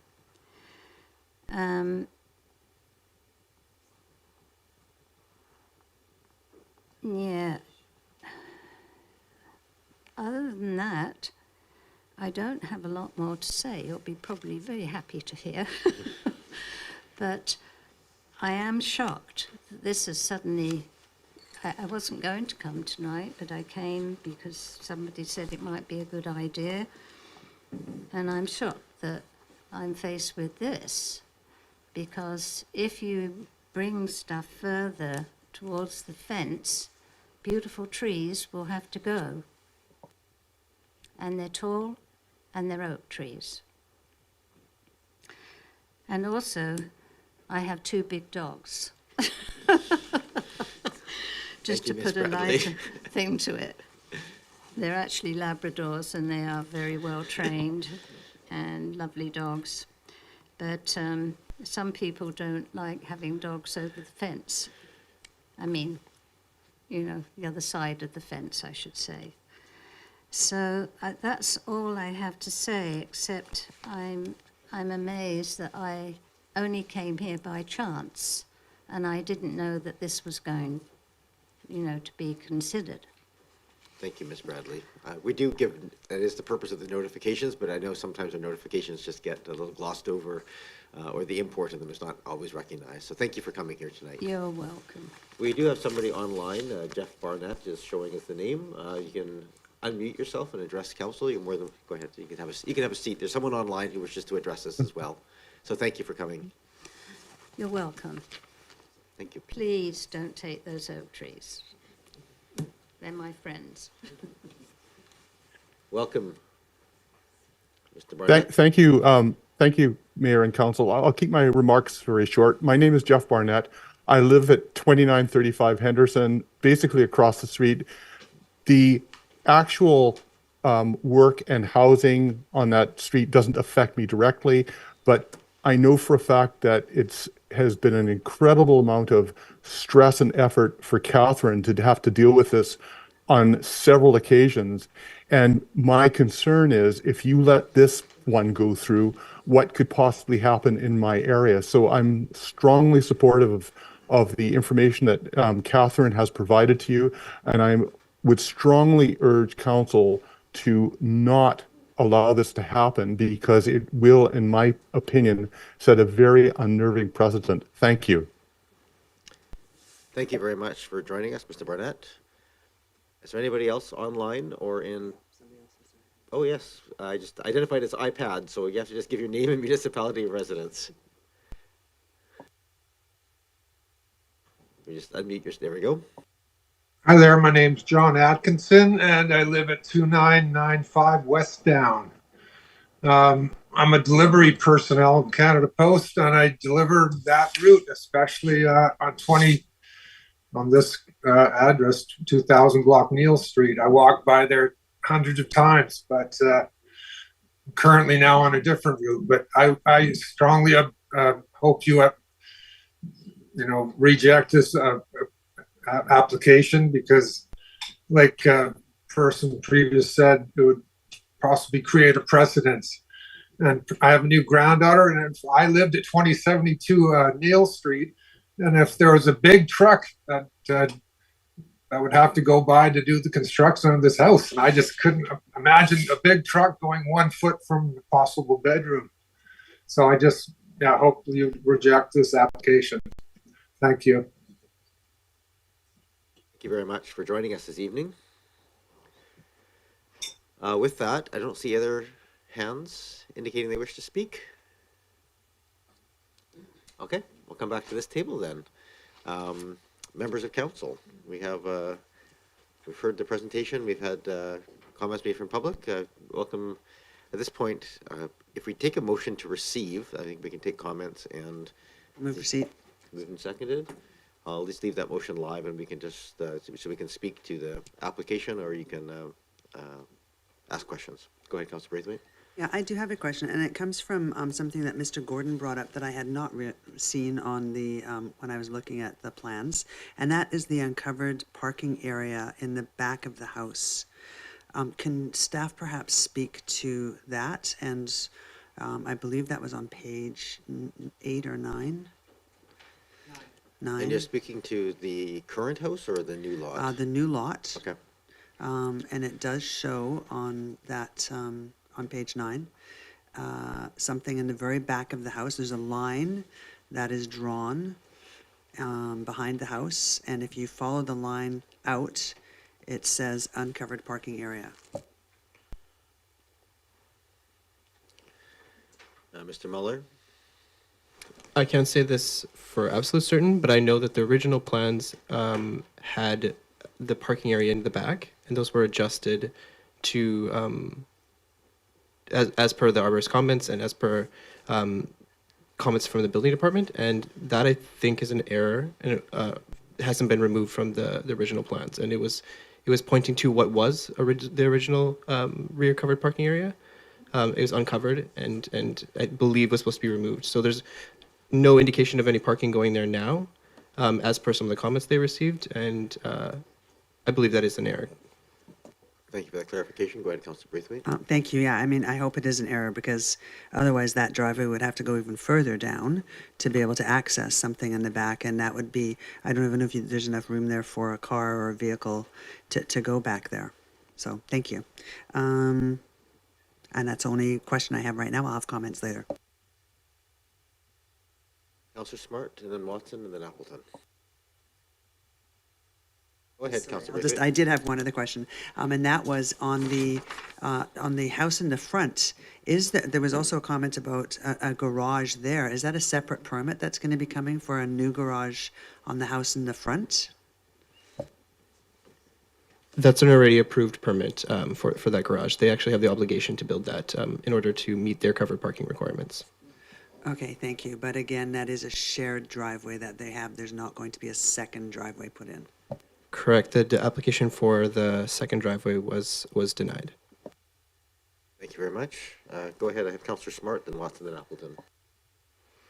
Thank you. Through you, Chair, to staff, acknowledging this is a question for parks of which we might not have representation tonight. I just wanted to know, with regards to the parks report, if it takes into consideration the impact for trees on neighboring properties, both for this application and just in general, if that approach is undertaken as we move forward with densifying and wanting to preserve our tree canopy. I'm just wondering what the scope of work is when a parks report is done on a property. Does it stop at the property line?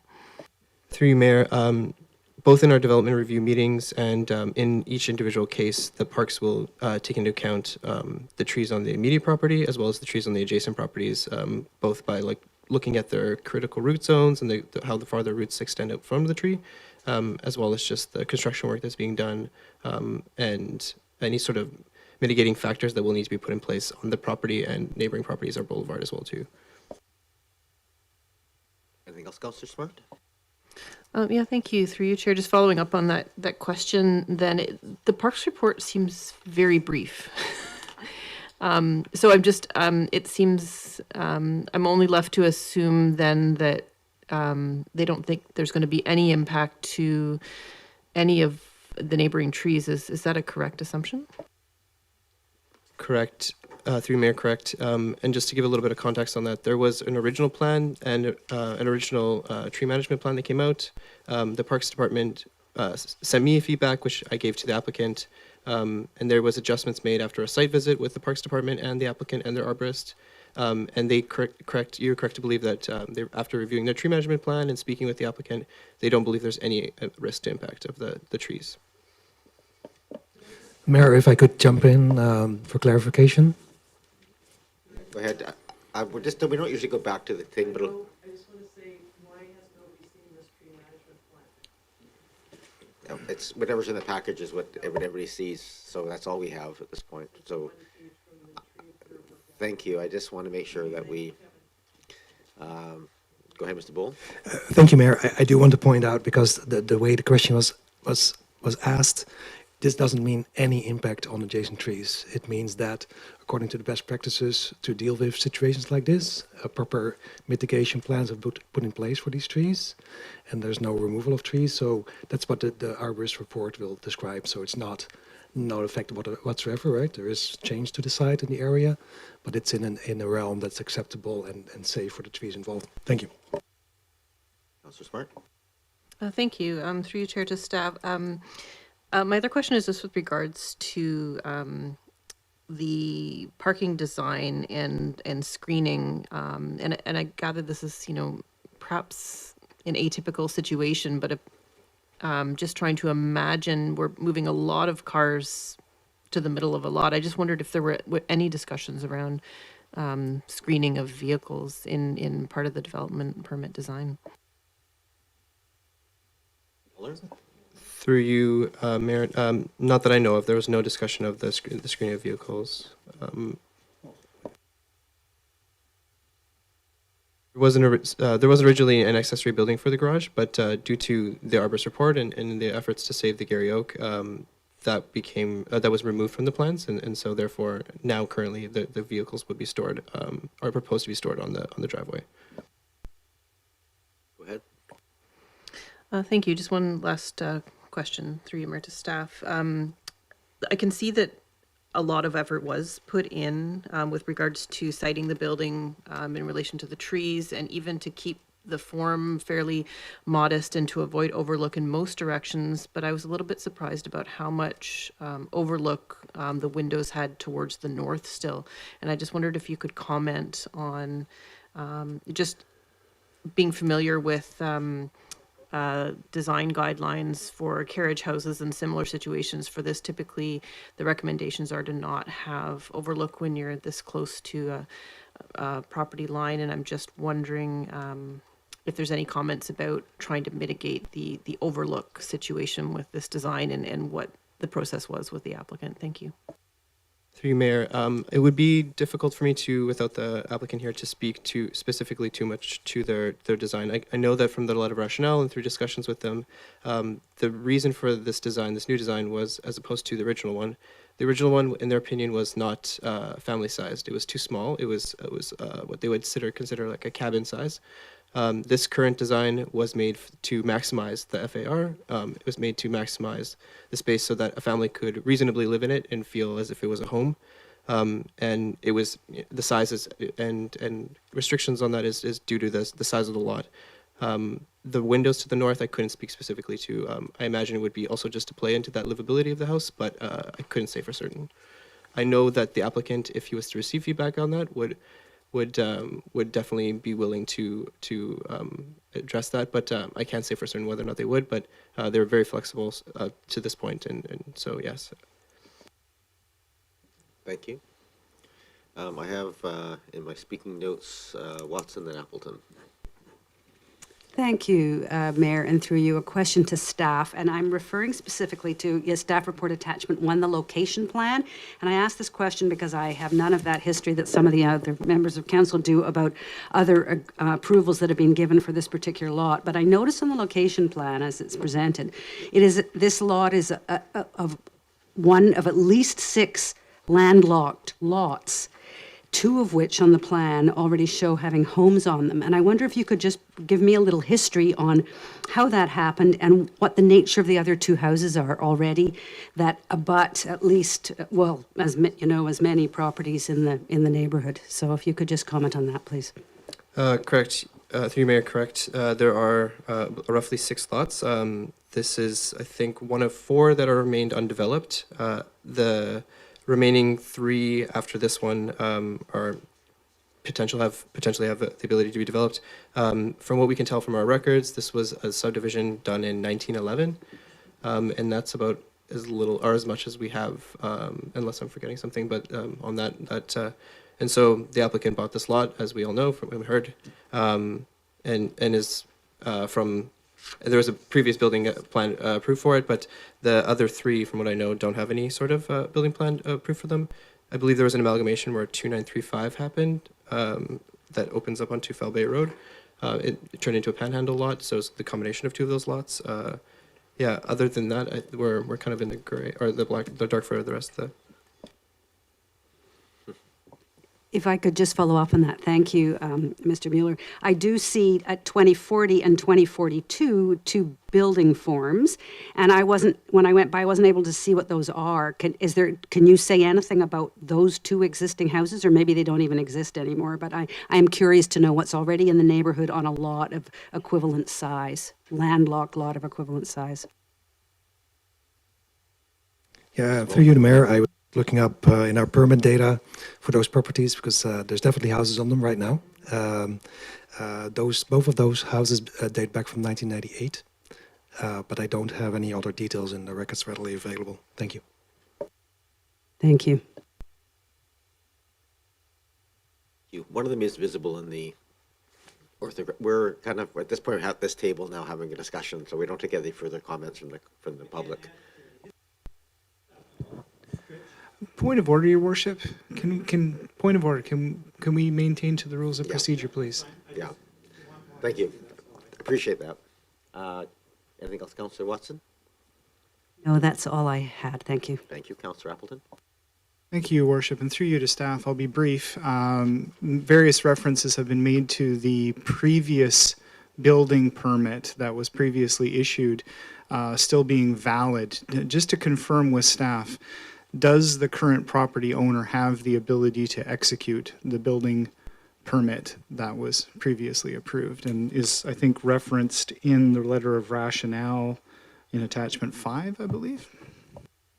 Mr. Bull? Through you, Mayor, I happen to know a bit more about that permit because it is in the process of being closed. So it soon is going to be not active anymore, or it's not really active anymore.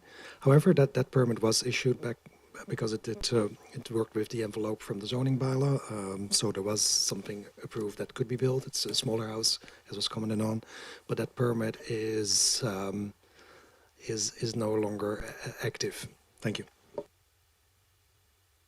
Go ahead, Councillor Appleton. Just to clarify, and I appreciate that answer from staff and through you. So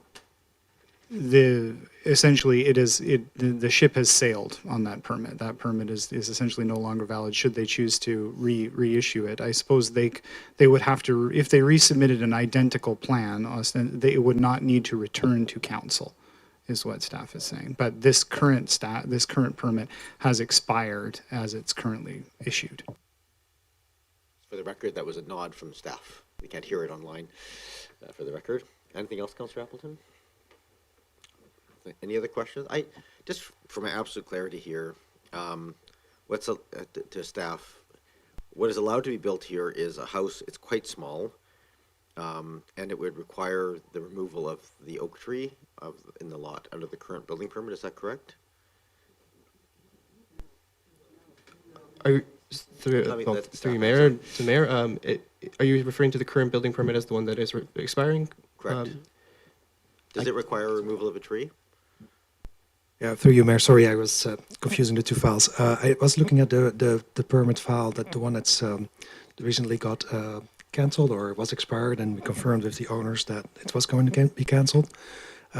That permit, like this particular application, would retain the oak tree, so that the same full front setback from the property line, which results in a 7.62 meter setback between the south property line and the face of the house. Thank you. Okay, thank you very much. That's all the question I had. All right, so we have in front of us, we have a motion to receive. So I'm going to call the question on that, and then we can get the motions for the main piece of it. So all those in favor of receipt of the report? Any opposed? Unopposed? That carries. Looking for. I'll make a motion that the development variant permit, the development variance permit DVP 00147 for the property located at 2074 Neil Street Avenue be denied. Is there a seconder? Moved and seconded. Thank you. It's your floor. Go ahead. Thank you so much. I'm voting to deny this because, well, number one, I think that it's not up to council to ensure that someone makes a profit on a property. That's the first thing that comes to my mind. The other thing is that this property has come to us. This is the third time now. I think that the neighbors in this neighborhood have been very stoic about coming to council and representing. I think, and I apologize that you've had to come so many times. I think that someone said that this piece of property, and I'm just going to look at my notes here, it was a mistake. I think it was Ms. Holt that said it was a mistake. It was a drafting error, a remnant of a backyard. And when I look at the other backyards that do have a property in them, those backyards are substantially bigger than this particular backyard. I don't think that, I don't think a house of this size would fit there. I think what we approved before, or what was approved before, should be what goes there. Someone said that it was considered a cabin-sized house. I live in an 830 square foot house. Perhaps I live in a cabin-sized house as well. It boded well for myself and my family. I don't see how it couldn't bode well a house of that size. I think also it was said that I think it was Ms. Johnson that said, not all types of housing, this is not the type of housing that the province was talking about, and I really truly agree with that. I don't think this is the size of housing that the province was talking about. I don't think it's infill for infill's sake. I think we have to do it with a good thought in mind of how it fits into the neighborhood. And in my humble opinion, this particular house does not fit into this neighborhood. I don't think that there needs to be a house this size on that particular lot. Yeah, so I think that for me personally, I can't support a house being that size going in this particular location. It might look nice in another lot further down, but not in this particular one. I just feel pretty strongly that I can't support this. So those are my reasons. Thank you. I have Councillor Green. Any other speakers? Thank you very much. And I too, I obviously will be supporting this motion. I seconded it. But this is a really good example, in my opinion, of where density collides with livability, climate change, and environmental protection. It is just, it's too bad because I think really it's a bridge too far on a lot too small. There is no affordability component to this proposal. There, you will have a roughly 2,000 square foot house for 1.4 million on a lot that has no yard, essentially. The overlook, I think Councillor Smart talked about overlook. This appears to overlook at least 5 to 7 properties. And so that's a livability issue for all of these neighbors. And it would be very difficult to live in that kind of situation when you haven't had it before. The impact on the quality of life, is a real factor here. And I was there were some compelling comments from the arborist that is in the audience tonight around water control, habitat, shading, and tree preservation. And we talked about the critical root systems, but he also articulated that beyond critical root, there are many, many feeder roots, so they go further. And when arborists say they don't believe something will be impacted, that doesn't mean they won't be. And we have seen that trees will die over time when they are compromised. And this is such a tiny lot, and there are many, many trees nearby that I don't see how those trees won't be compromised in some way. And I think the comments of Mrs. Bradley were compelling as well, that she has trees on her property that she's very concerned about. She has dogs that no one knows if that will be a problem for new neighbors if the house is built and they move in. There are a number of compromises here that I think the neighborhood is being asked to make. I think a small home on this lot would also be more desirable. And I also live in a small bungalow of under 1,000 square feet. So it is also a cabin of sorts. We lived on a boat, though, so that may not be so difficult. But I will say that this lot, I drove by the area. I sat and looked at it very carefully. I can't imagine the access and egress of construction traffic over the period of the build. It would be almost unbearable. The driveway in that I saw, the green strip, and I'm assuming that is the 3-meter piece, it is right next to, right up close to the house in the front that is on Neal Street. I cannot imagine what the quality of life for those people will be, and the house on the other side during construction. And it's so narrow, it's unbelievably narrow, and the lot is unbelievably small. So I will support to deny this application. Thank you. Thank you, Councillor Green. Councillor Smart. Yeah, thank you. I won't be supporting this motion. I don't think this design is the right design for this property, but I don't like the approach of denying an application when there's an opportunity to work with it and to make something better. We need to start figuring out how to design these secondary dwellings that will occur in people's backyards, and here's an opportunity at our doorstep to figure out how to do it right.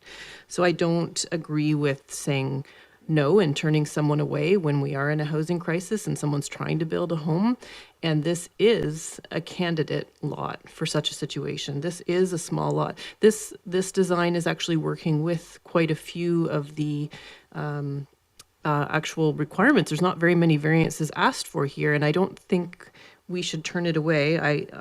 If this motion fails, I would be willing to put a motion on the table to refer back to staff to look at 4 different points: the impact on neighboring trees, the overlook on neighboring yards, the floor-to-floor height, which could be reduced to reduce the height, and more permeable parking design. And I think something great could come out of this design. This applicant obviously wants to build on this lot. We need more housing. I don't think we should just simply say no. Thank you, Councilor Smart. It is sometimes unfortunate as there are as approving factors. It's hard to sometimes get too nuanced at this table. We often have to say yes or no to complete applications. Is there anybody else who wishes to speak to the motion? Go ahead, Councilor Appleton. Anybody else on the list? Thank you, Your Worship. Also speaking against the motion on the floor for much of the same reasons as Councillor Smart has laid out. These are the types of scenarios that this community will be faced with while meeting provincial housing targets. There are now 3 units allowed. If this was one lot integrated with its southern neighbor, it would be a candidate for multiple housing units on that lot. And this community will face the prospect of coming up with ways to accommodate those additional dwelling units in a way that makes sense for the community. So in this case, it is an odd lot and in a bit of an odd location for sure. But the rationale stands, and I very much agree with Councillor Smart in the sense that this is an opportunity to refer this back to staff to get potentially a better design. I have concerns about overlook. I have concerns about impact on adjacent neighbors, but this is a residential building lot. This is a lot that is zoned RS5 and will have a house on it. It is zoned for that purpose. So we need to find the best way to make that happen and to find a way that minimizes the impact on neighbors. So rather than denying outright, I would far rather see us work with the applicant to try and come up with a compatible design and a way of adapting this lot, because this is the situation that as a relatively built-out community with predominantly residential lots, this is a situation that will crop up repeatedly in the future as we try to meet our housing goals. Thank you, Worship. Thank you very much, Councillor Watson. Thank you, Mayor. And I'm going to join my voice with Councillors Appleton and Smart. Maybe a little bit influenced by the 8 days I just spent in Mexico City, where people are living in much tighter circumstances than what's here. I did take in one of the speaker's comments that we have no policy in place to support this kind of infill housing, but we're working on it right now.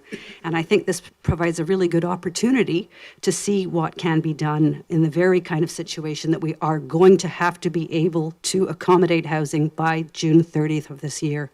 So I think it's actually a modest home that's proposed, and I do agree with both Councillor Appleton and Councillor Smart that there could be some design improvements to this application that would make it a more welcome addition, perhaps. And certainly things like overlook, I don't underestimate how that affects people's sense of satisfaction in their own homes and properties.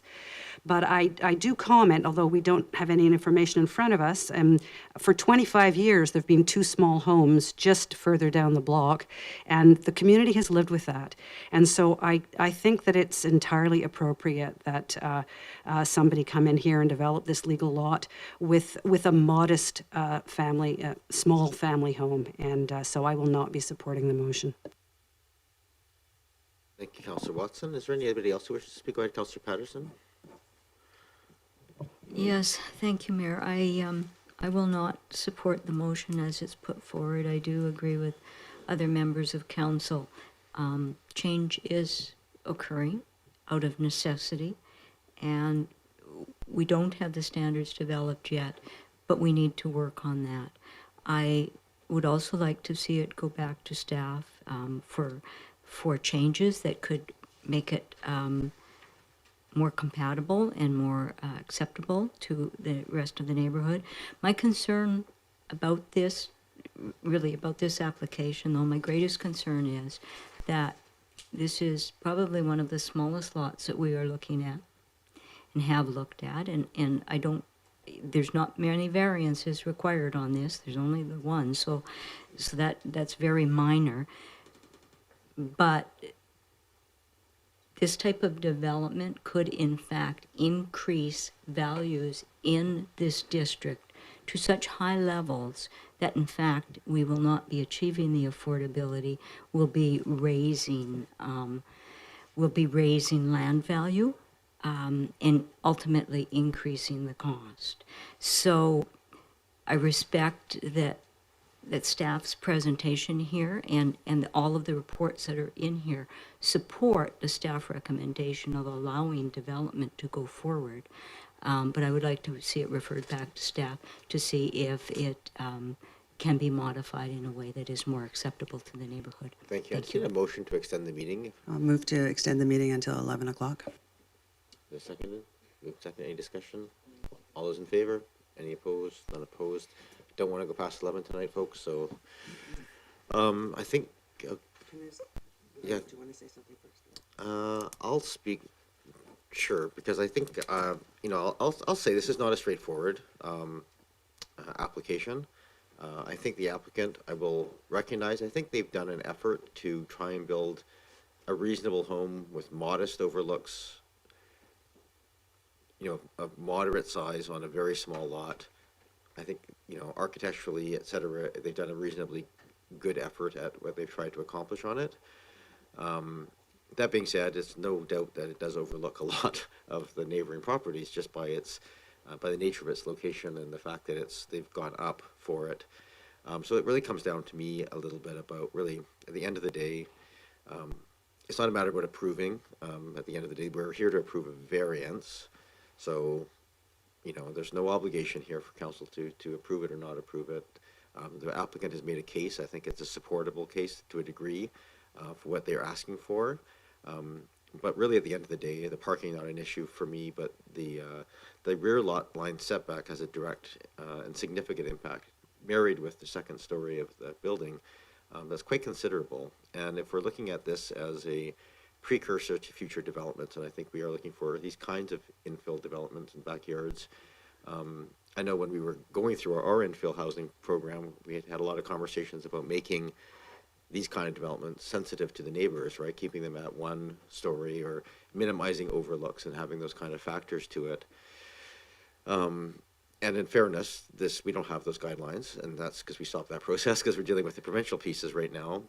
But I still think that is the appropriate way to go. We do have things within our zoning bylaw that do allow for larger footprint houses to be used if they're single story, that could be used on this lot that would fit within the zoning pieces, or maybe with mild variances required. I think the rear yard setback would be much more acceptable if there wasn't the overlook factors of this. I am appreciative of the fact that they have managed to work to protect the tree. Like I said, there's many positive things about this, but I think I don't know that it has enough in terms of the actual design being asked for here, that it's within the bounds that I would consider to be, go back for tweaks. I think this one fits to me like it needs a bit of a rethink on this one, and primarily for the overlook portion of it. And I think this just may require, it's about 1,100 square foot house if you build a single family house within the allowable aspects of the lot. It's not large, but it's not immensely tiny either. And certainly with the basement could double that or nearly double that amount. So I'm going to support the motion that's here. I think the appropriate motion at this point is to deny it as it is. But that being said, I think that there is certainly, as noted here, there is an as of right for the owner to build a house here, and so I think we should look at this if that's going to happen, that we find the best possible build. I'm not sure that the one that comes standard with the 2 stories that are wedged into a tiny little wedge shape is the right one either. I appreciate they can get that permit, but I think there's somewhere in between these two that's the right fit. So I'll, at least what I've heard so far, I'm going to support the motion that's on the table. Go ahead, Councillor Braithwaite. Thank you, Mayor, and thanks for the opportunity to speak again. I just want to make it clear that in my motion to deny this application, it didn't mean that I didn't think something should be built here. I agree with, and I appreciate the comments that you've just made, Kevin, or Mayor, because it kind of speaks to that. I think it would be much better on a single family dwelling. But just because I put this motion forward does not mean I don't think there shouldn't be anything there at all. All right, the motion is on the floor right now. The motion currently is to deny the application.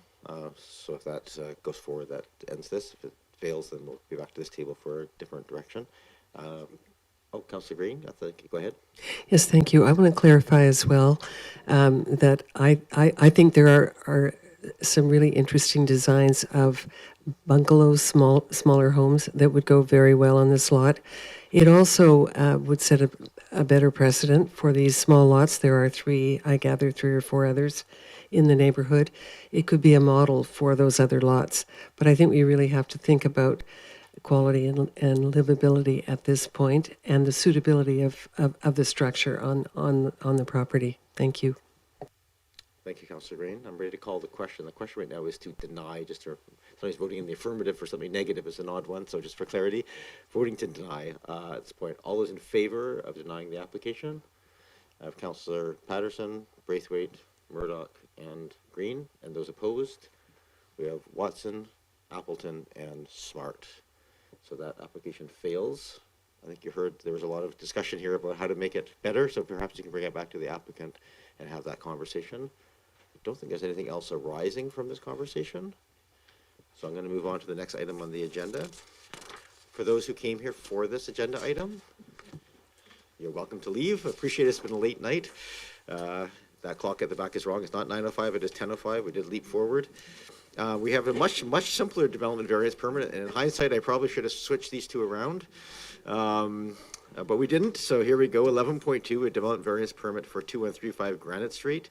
Mr. McStravick is off the piece, so I believe Mr. Green, you're going to be handling it. Thank you very much, and have a good night. You can go ahead, Mr. Green. They're being quiet. Good evening, Your Worship, members of Council. This is an application, a development variance permit that is seeking to reduce the minimum required lot size in the RS5 zone. The RS5 zone requires a 15.25 metre lot width under the district zoning bylaw, and this applicant is intending to essentially subdivide the parcel into 2, and as a result of that requires a DEVP, a development variance permit, to vary those lots respectively from 15.25 to 15.22 and 15.23, so a 2 centimetre and 3 centimetre variance. The applicant is here. The applicant is here. Welcome.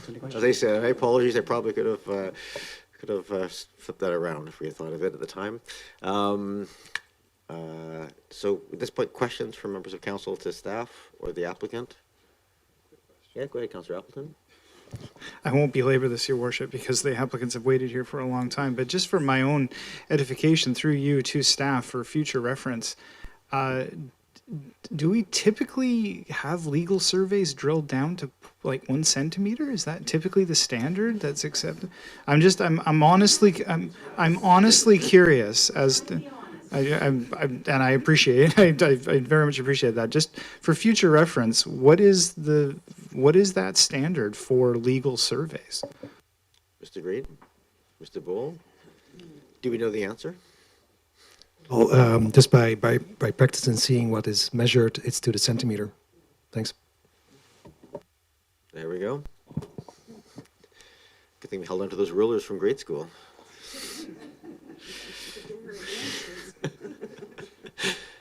No other questions from members of council, so go to the members of the public who wish to address council on this application.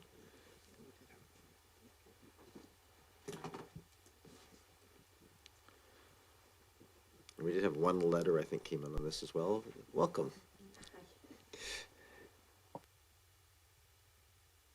Button in the middle. Okay, thanks. I've come to talk about 2135. I live at... Ms. Butler, can you just state your name and municipality Oh, for the I'm rest, so for the sorry. record? I know we know who you are, but for those who don't know, prior mayor of Oak Bay. That's right, yeah. Diana Butler I live in Oak Bay. In fact, I live at 2149 Granite Street, and I have lived there for 47 years with my husband. I raised my family there, although they have now flown the coop, of course. The house that I live in is a Samuel McClure house. It's on the heritage inventory for Oak Bay, I believe. It was built in 1912. It has a mortar and rock foundation. And because of these circumstances, I am very concerned about the blasting that will occur with the construction of a new house, only 2 meters away from my house. So I will not be opposing the variances. They're totally imperceptible. I mean, 2 or 3 centimeters is nothing. You can't hardly see that. And I actually am in favor of the use. I have no problem at all with, or neither does my husband, with the single family, but also the addition of secondary suites. I thought for a long time that Oak Bay needed to have legalized secondary suites, so I'm quite pleased to see that that's going to happen in this case. But I am concerned very much about the blasting. I also am not clear, having sat through the last discussion and listened to it, what happens if, once the variance is approved, is there further opportunity for the public or a close neighbor, and I'm probably the most affected neighbor of any in this particular area, to have any input into what happens? Are the plans then finalized with no further consultation with the neighboring community? And I also would like to know and have some information about the timeline going forward, how much time for the site preparation, when will construction start? I mean, I think we're facing probably at least a year of construction, and it's going to be very close to my house, and we have bedrooms on that side of the house, plus the living room is on that side of the house. And when it will all be completed. I see that there's one tree where I don't mind the removal of the tree that's on the plan. It's right between the 2 houses, and it has been a real problem in terms of protecting my roof, so I don't have a problem with that. I paid to have my roof demossed because of the impact of that tree. And I see that there's only one other tree, but I couldn't tell from the plans where that was. I'm pleased to see that there is going to be a lot of preservation of the tree canopy. There are a lot of trees on this property, at the back especially, and they're quite nice, although they do produce a lot of leaves that have to be dealt with. One other thing that I'd like to raise, and that is the question of fencing. There's a fence right down from the back of the properties to the street on my west side and their east side. That fence, parts of it were built by both us and the previous owner. Parts of it were built by just us, and parts of it were built by just the other owner. So it's falling down. The previous owner would not allow us to do anything about it. And so it's been falling down now for several years. So I would really appreciate some discussion about fencing. I see there's a drawing somewhere of a fence post or something. I couldn't tell what was being proposed in terms of fencing. But so I'm in favor, my husband's in favor of this. I see no other neighbors here, so I don't think my neighborhood is exactly upset about this. And so I hope that with further discussion, we can take care of the various points that I have raised so that it's more acceptable to me. Thank you. Thank you, Ms. Butler. I will do an effort just to answer some of the questions, just quickly. I will try and answer some of the questions you actually have right.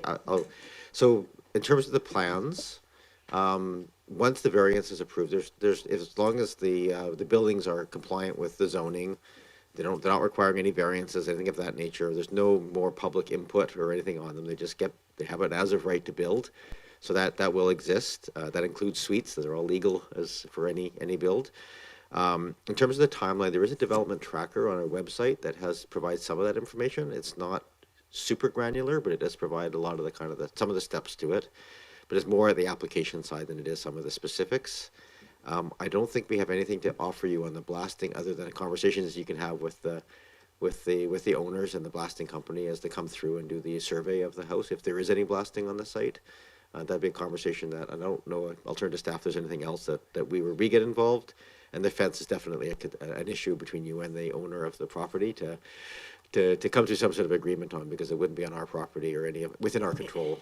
It's not really a matter of agreeing. I mean, my preference would be that there would be no blasting, because a 112-year-old house with a rock and mortar foundation is vulnerable. Right.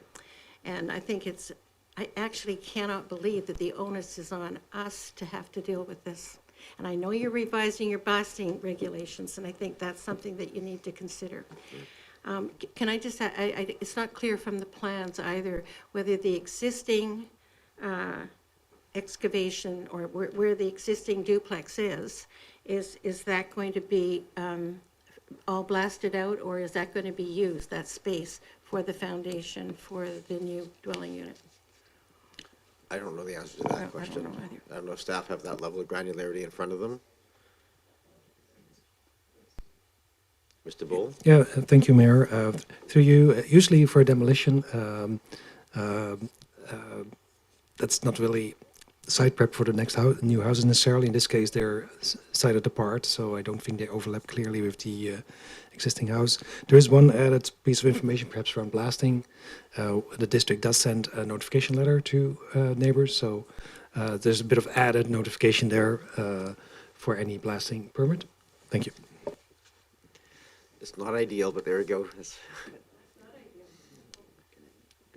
Councilor, as long as it's relevant to the variance. Actually, it's just around the blasting. Is that? I don't want to go down the rabbit hole if we don't mind at this point. I think that's so we have variance requests in front of us. Or anybody else from the public wish to speak?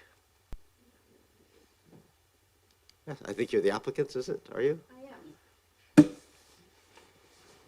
Maybe I can clear some things up for Diana. My name's Sharon Scott James. Sure. If you don't want to have that conversation in the public realm, then more than No, welcome to have it I would like to have this conversation. This is my husband, Bill, and this is Alan Stewart. He is the builder, and he will be living in the house beside us with his 2 little kids and a suite, and we'll have a suite. So as far as the blasting goes, we're trying very hard, as you can see by the plan, to blast as little as possible. Our home will be on the west side of the lot. We're building an age-in-place house, so it's mostly going to be, it will be wheelchair accessible, and we will only have a crawl space. We have to blast for a garage because Oak Bay makes us have a garage. So we have to blast to have a garage there because we have a Gary Oak meadow at the back that we're trying to preserve, both of us families. So there's an existing driveway, and the duplex on Diana's side has a basement, and we're trying to incorporate as much of that as possible in the build to keep the blasting to a minimum. So I just wanted to clarify that. We've lived in Oak Bay for 34 years and raised our 3 boys here, and my middle son is a farmer in North Saanich, and he's already removed trees from the property to his farm, and he's taking up the hardwood floor from the duplex that's uninhabited right now for his old farmhouse that he's trying to maintain. So we're working very hard to maintain the property. We are definitely keeping all of the oak trees at the back of the property. That's why we designed the house the way we did. And we'll try as hard as we can to keep blasting to a minimum because we don't want to do it either. Anyway, if there's any other questions for our builder, he's right here. We're really happy to be moving forward as soon as we can with this project. Sounds great. 2 centimeters was a bit of a pain. I'm going to Alan. I'm going to let those conversations happen in the audience, and we're going to come back to this table for the consideration of the variance application. I don't see anybody on the online who wish to speak to us, so we back to this table. I need a motion to receive. Thank you. Seconded. No discussion. All those in favor? Any opposed? Unopposed? And then we have moving the staff record. Do you want to just read it aloud? I'll move that the development variance permit DVP 00150 to reduce the minimum required lot width in the RS5 zone for the property located at 2135 Granite Street be approved. Second. Seconded. Any discussion? We had about 10 minutes per centimeter here, so here we go. Oh, go ahead, Councillor Green. No, just really quickly, I want to thank Diana Butler for coming, the neighbor, and also the owners and the builder. That's great. I think this is a very positive move, and that is a huge property. So it is going to accommodate essentially 4 living units. With 2 suites and 2 homes, and that's terrific as well. So it's the density that people want to see, but it's also I think a very sensitive treatment of the environment around it. And I do have to empathize with Mrs. Butler about blasting and her home. It's a McClure home, and that rock. Well, you would know this as a builder. The rock wall, mortar and rock wall are very vulnerable. So I really appreciate your comments on the blasting issue, because that would be one of my concerns as well. Otherwise, I think it sounds like, a new fence. It will be good neighbors despite a fence, and thank you. Thank you. I'm going to call the question, I think. All those in favor? Any opposed? None opposed. That carries. Thank you very much. Enjoy your evening. You probably don't hear this enough. Thank you. We move to 11.3. Have a great evening. Move to 11.3, which is delegation of authority for permit approvals. Just for clarity, the recommendation here is that the minor DVPs, which is the first section, and then there's 3 additional sections for development permits, heritage alteration permits, and upland siting design. If council wishes to see those come back, then the second part of this is to ask if those come back with some more details for future. So the approvals tonight would really be the delegation of minor development, or basically to amend, give a direction to make that amendment. I'm just saying that out loud because when I first read it, I wasn't entirely clear on what we were actually deciding tonight. We're really primarily focused on the DVP, minor DVPs, so defining what minor is and those things. So over to Mr. Green. Thank you, Your Worship. So this report responds to council direction that was given back in June of last year, where we presented a draft development application procedure bylaw. And so on, as part of that development application procedure bylaw, council directed staff to draft criteria and provisions for inclusions in the new development applications procedure bylaw of staff delegated approval of minor variances, as well as also asking staff to provide further detail on a potential staff delegated approval for development permits, heritage alteration permits, and uplands and siting and design applications. The report also includes a summary of development applications received over the last 5 years. Within that table, you can see that there's been a significant increase, particularly in 2023, of the numbers of applications that the district has received and processed. That table actually also excludes covenant amendment applications and other permits that staff review on a regular basis. And then we also set out some sort of current challenges with how the district processes development applications, which include that there is no delegated authority for any applications, particularly minor applications, small variances, minor renovations, and as such we are often bringing those applications both to commissions as well as to council, which cause delays for applicants but also take a lot of staff time.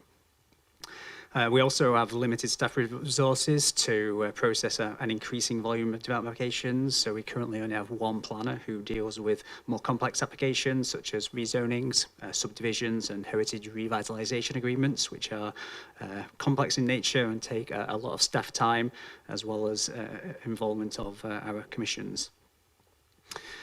In addition, we don't have any real exemptions or guidelines in relation to what is classified as a minor application or exemptions in terms of when an application is not required in relation to, for example, an upland site and design application. And so for those applications, for example, anything that is triggered by a building permit would generally also require an upland site and design application. And as such, we have seen some very minor applications that have taken quite a bit of staff time to process. And then we also have, a couple of outdated bylaws that we are working on, but in relation to the zoning bylaw and parking facilities, which also result in a high volume of those development variance permits. So then the report essentially sets out a number of options for council, the main one being the delegation of minor development variance permits. Within that section, we have done some analysis in relation to 2023 average processing time, the average processing time of 124 days. We have also, since the changes to the legislation that came into effect in 2022 that allowed municipalities to issue or delegate to staff minor variances, we've set out some draft criteria for delegating that authority to staff, and so also some guidelines. So first of all, the criteria is what would be used to determine whether a DVP is minor, and then we have set out the guidelines that then would be used by staff to determine whether that DVP should be approved or not. The rest of the report then talks about other permits where there is the ability for council to delegate authority to staff. So those include development permits, and in the district of Oak Bay we have around six development permit areas where there is the authority in the legislation to delegate to those to staff, ranging from environmental DPs, hazardous conditions DPAs, through to infill and to multi-residential, as well as commercial and mixed-use developments. We also have heritage alteration permit approvals, and again, there is the ability for council to delegate those types or certain types of those types of applications to staff, depending on the type of the permit that is being sought. And then finally, we also have uplands unique to Oak Bay, the upland siting and design applications. Again, there is the ability for those where there is no variance to be delegated to staff, and there is some options in the report in terms of options that include all single-family dwellings following review by the ADP, certain renovation projects or minor amendments to an existing approved permit. And so we do see over time for example, some upland site design applications where there is a change or minor amendments to the plans, which do trigger a new application to be submitted. I think that sort of concludes my sort of overview of the report. Happy to answer any questions that staff council may have on the application, on the report. Thank you, Mr. Green. Councillor Green. Thank you very much. And through you to Mr. Bull and Mr. Green, or Mr. Green himself. Just some questions. And first of all, I want to say I don't disagree with the idea of streamlining and improving our processes, but I wondered what is the process of appeal if council is divested of this authority on these minor variances. In other words, at the moment, the public has a recourse through council. What would their recourse be on a decision that that staff would make on minor quote unquote? I'm not sure what minor means, but minor variances and so on. And this is about, for me anyway, it's about the access to democracy and transparency, which we have held very dear, that everything is open and in public. These decisions wouldn't be made that way, I'm thinking. And that's not to say they wouldn't be transparent and open. It's just to say that it's a very different way of treating these kinds of applications. And then my second part of the question, what would then the role of our land use committees and commissions be? How would they be impacted? Thank you. Mr. Green. Through the chair. So, yeah, there's a couple of questions there. Try and break that down. So the first question was in relation to DVP. So if a DVP was deemed to be minor and that was therefore delegated to staff and staff decided to deny that application, an applicant would always have the ability to appeal to council to have that development variance permit heard. I guess if a neighbour or other appellant or other person who is interested in that DVP disagreed with staff's decision, obviously they have the ability to seek judicial review of the review of that application, and as per the law, I guess. The second question in terms of role of commissions, there is no review currently by the commissions of development variance permits. Obviously, council always has that ability to refer an application, if it so chooses, to the Advisory Planning Commission. In certain circumstances, I guess, upland siting and design applications which incorporate a variance, there is that mention of the variance in that report goes to the advisory design panel. But however, we focus the advisory design panel to focus on the form and character of the building and not to get hung up on the variance that is generally for council's consideration. Yeah, I think hopefully that answers your question. Thank you, it does. And it's just, for the sake of the public and their understanding, because we tend to use jargon in this work, and some members of the public don't know what we mean. And so it's important, I think, also to perhaps, and not tonight necessarily, but what a minor variance means for the public. What does that look like? So thank you. I really appreciate the answer and the report. Sorry, just to add that, in the report we have tried to establish, or we have set out the draft criteria that would be used to determine when a variance is minor, and the legislation doesn't define what is minor. It's for each municipality to determine, decide what is minor. So if you look at what Esquimalt did a couple of weeks ago with a delegation of minor GBP, it's slightly different to what staff are recommending here as what is a minor. So each municipality is taking a very different approach of what they consider to be a minor variance. Can I go ahead? And just very quickly, through you, would that information be readily available to the public in terms of what that looks like beyond the report? I'm just thinking it might be useful information in the long run to put up on the website. Thank you. I just want, if I might, just turn to that report and those definitions, because it's not entirely clear to me. I just want to make sure we're absolutely clear. The minors are defined as, the setbacks, the roof height, the projections with very specific pieces. Are these ands or are these ors? Like, can one minor include all 5 variances, or is it sort of one of these 5 which would be considered a minor variance, or 2 of these 5 would still be considered a minor variance?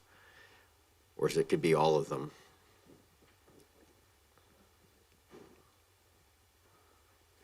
Mr. Green?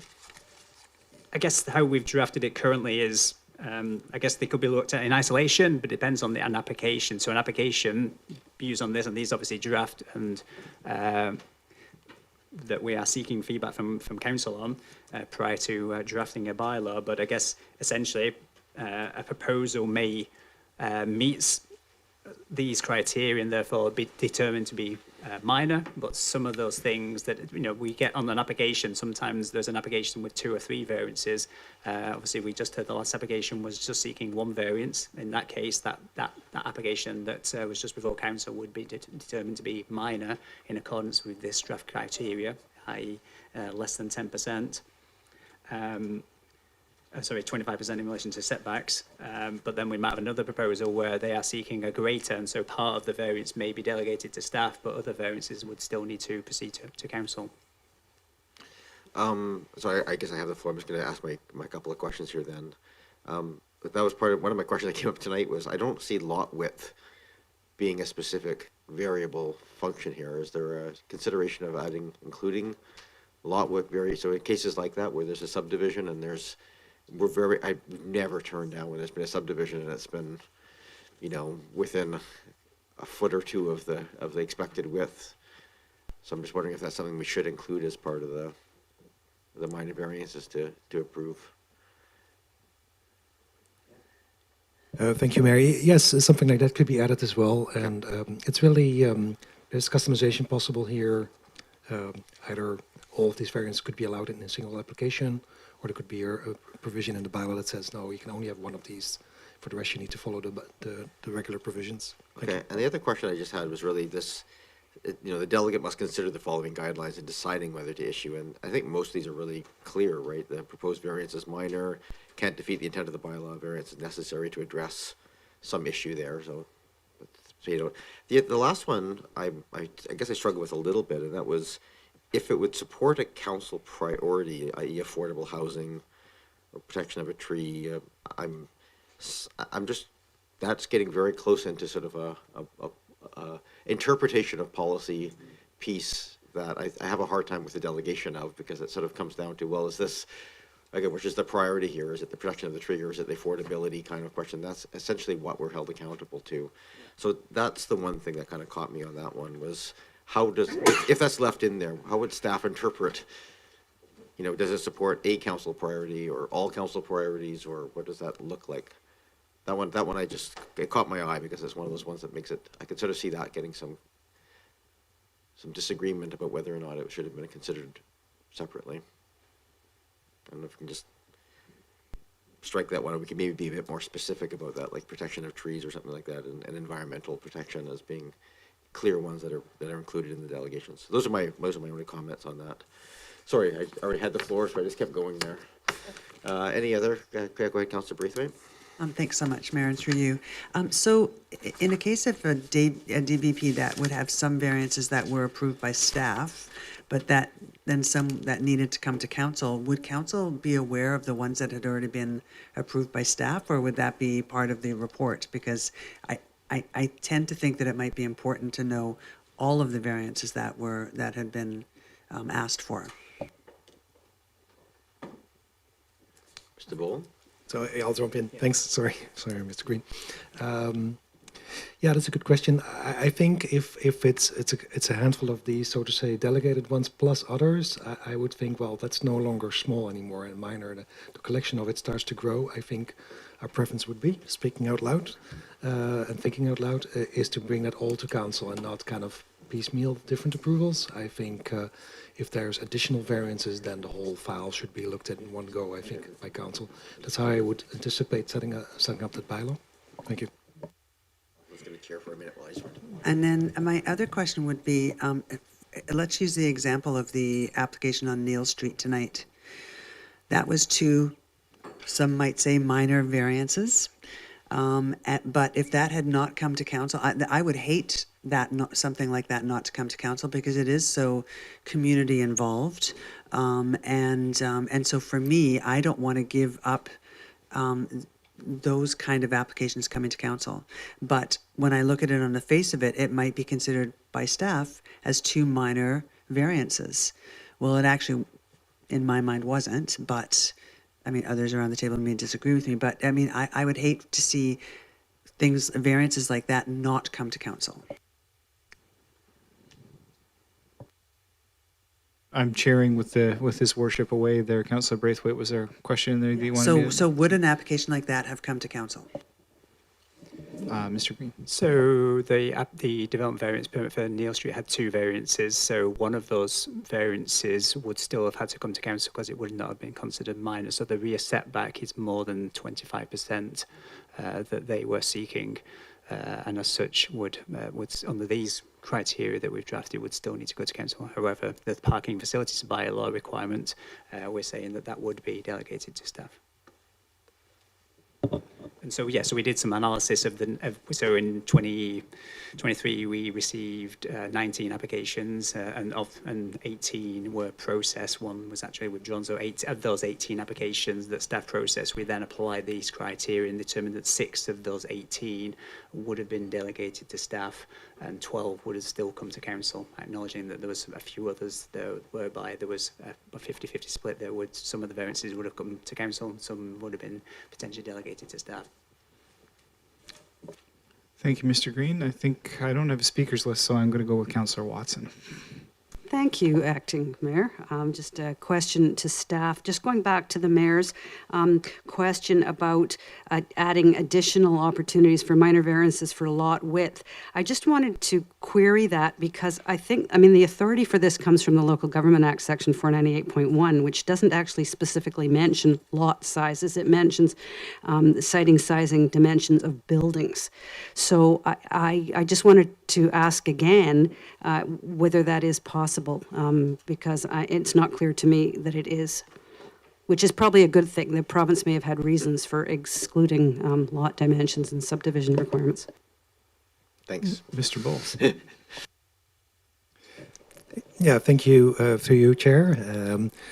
Definitely, there are some limitations there. I think lot width, that's a more straightforward citing and dimension requirement. But lot size, for example, lot area, that's definitely ventured closer to density. So that's not one candidate for this regime. So anything to do with subdivision, we would need to be carefully looking at before we kind of charge ahead and add other grounds. But I believe we can check it. If council gives us direction for lot width, we'll double check if that's in the clear. Thank you. Thank you. Anything else, Councillor Watson? Go ahead, Councillor Patterson. Yes, thank you, Mayor, and through you to staff. Thank you for the report. I was perhaps disillusioned a bit when they said the efficiency improvement would go from 4 to 6 months versus 3 to 5 or 2 to 4. I didn't think that was a big take up, but nevertheless, a minor comment. Just in the section under heritage alteration permit approvals, the options for delegated authorities referring to the signs, fences, and accessory buildings.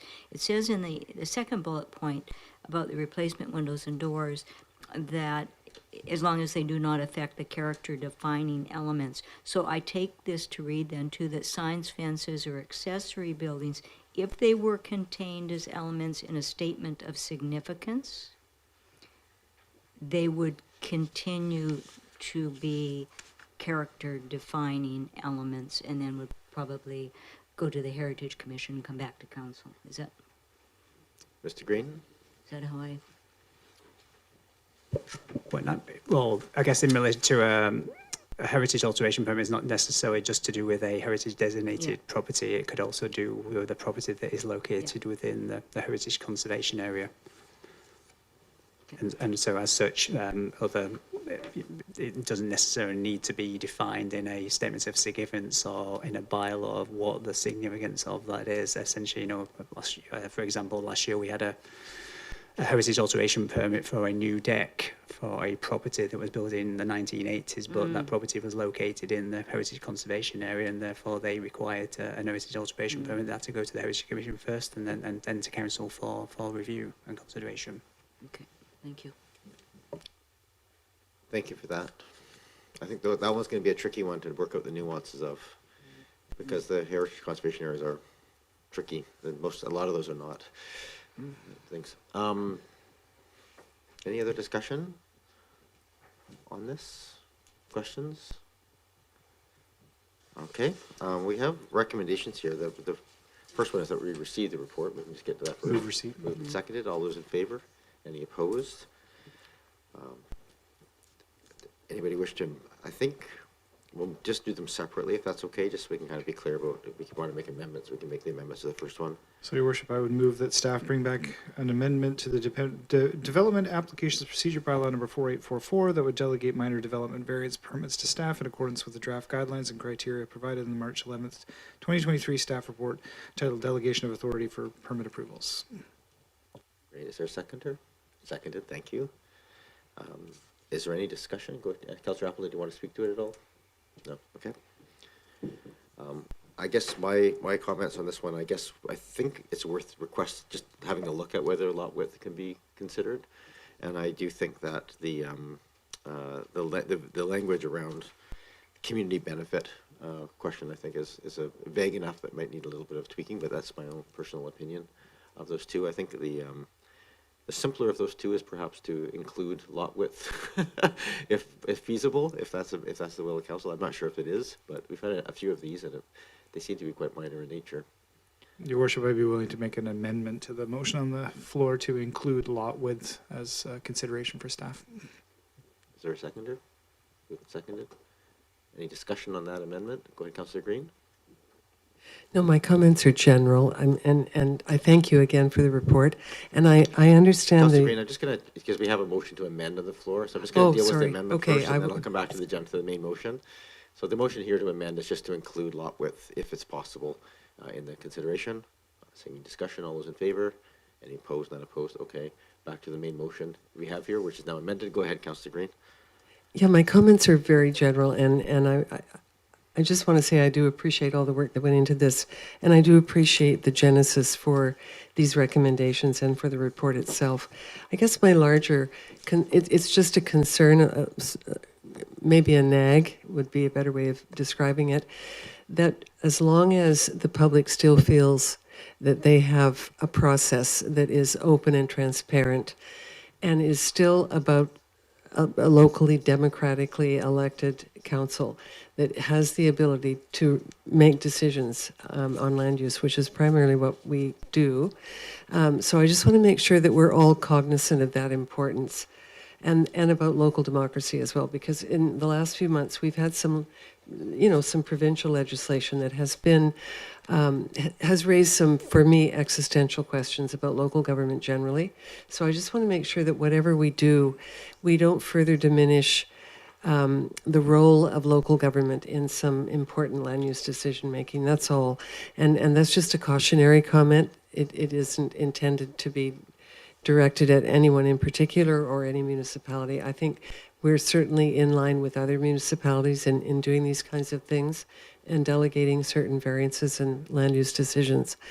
And I have full confidence in our own staff as well. But I just want to make sure that we continue to be aware of the importance of being locally elected, being closest to the people we serve, and for our public and community members to always have access to this apparatus, because it's really important, I think. So that's all. Thank you. Go ahead, Councillor Braithwaite. Yeah, I would reiterate those comments. I think that, we have to be able to explain to the public what we're doing and how things get done. So I think that's what's really important. And a lot of our regulatory decision-making has been taken away from us by the province. And so I just want to make sure that we ensure that we who sit around this table have a purpose for being here. So that's the only thing that I would say, but I agree with Councillor Green's comments. Thank you. We have the main motion on the, go ahead, Mr. Bull. Yeah, Mr. Mayor, sorry, if I may, I do want to clarify that with delegated approval, there's no public input opportunity, right? So the bylaw would be set in a certain way, and those would be considered small enough that no public input would be required. Okay, just wanted to make sure that was clear to council tonight. Thank you. Thank you for that clarification. I don't see other conversation. I'm just going to make the comment, and I think I take the point of Councillor Green and Braithwaite there. I do think actually in many ways this helps us become a bit more relevant. I think these, if we can identify and codify what is minor, it takes us out of the minutiae and brings us up to a higher level of governance and a conversation with the community that is actually more substantive and I think more deserving of ours and staff's time. So it's a fine line because you don't want to sort of say, well, none of this matters, so we shouldn't be involved. But at the same time, I do think if we do it well, this should actually allow us to spend more time on the meaningful work. So I do appreciate these things coming forward. I think this is it's an iterative process. Something that I'm not entirely clear of before I call the question, is there any mechanism here by which we get reports of how many of these variances are approved? So we can have a summary at the end of the year that just get a sense of the scale of these minor variances.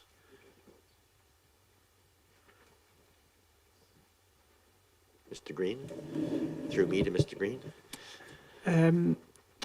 Well, we currently don't do quarterly monitoring of our department, but we will be producing first of all a 6-month period 1 report in relation to the housing target order.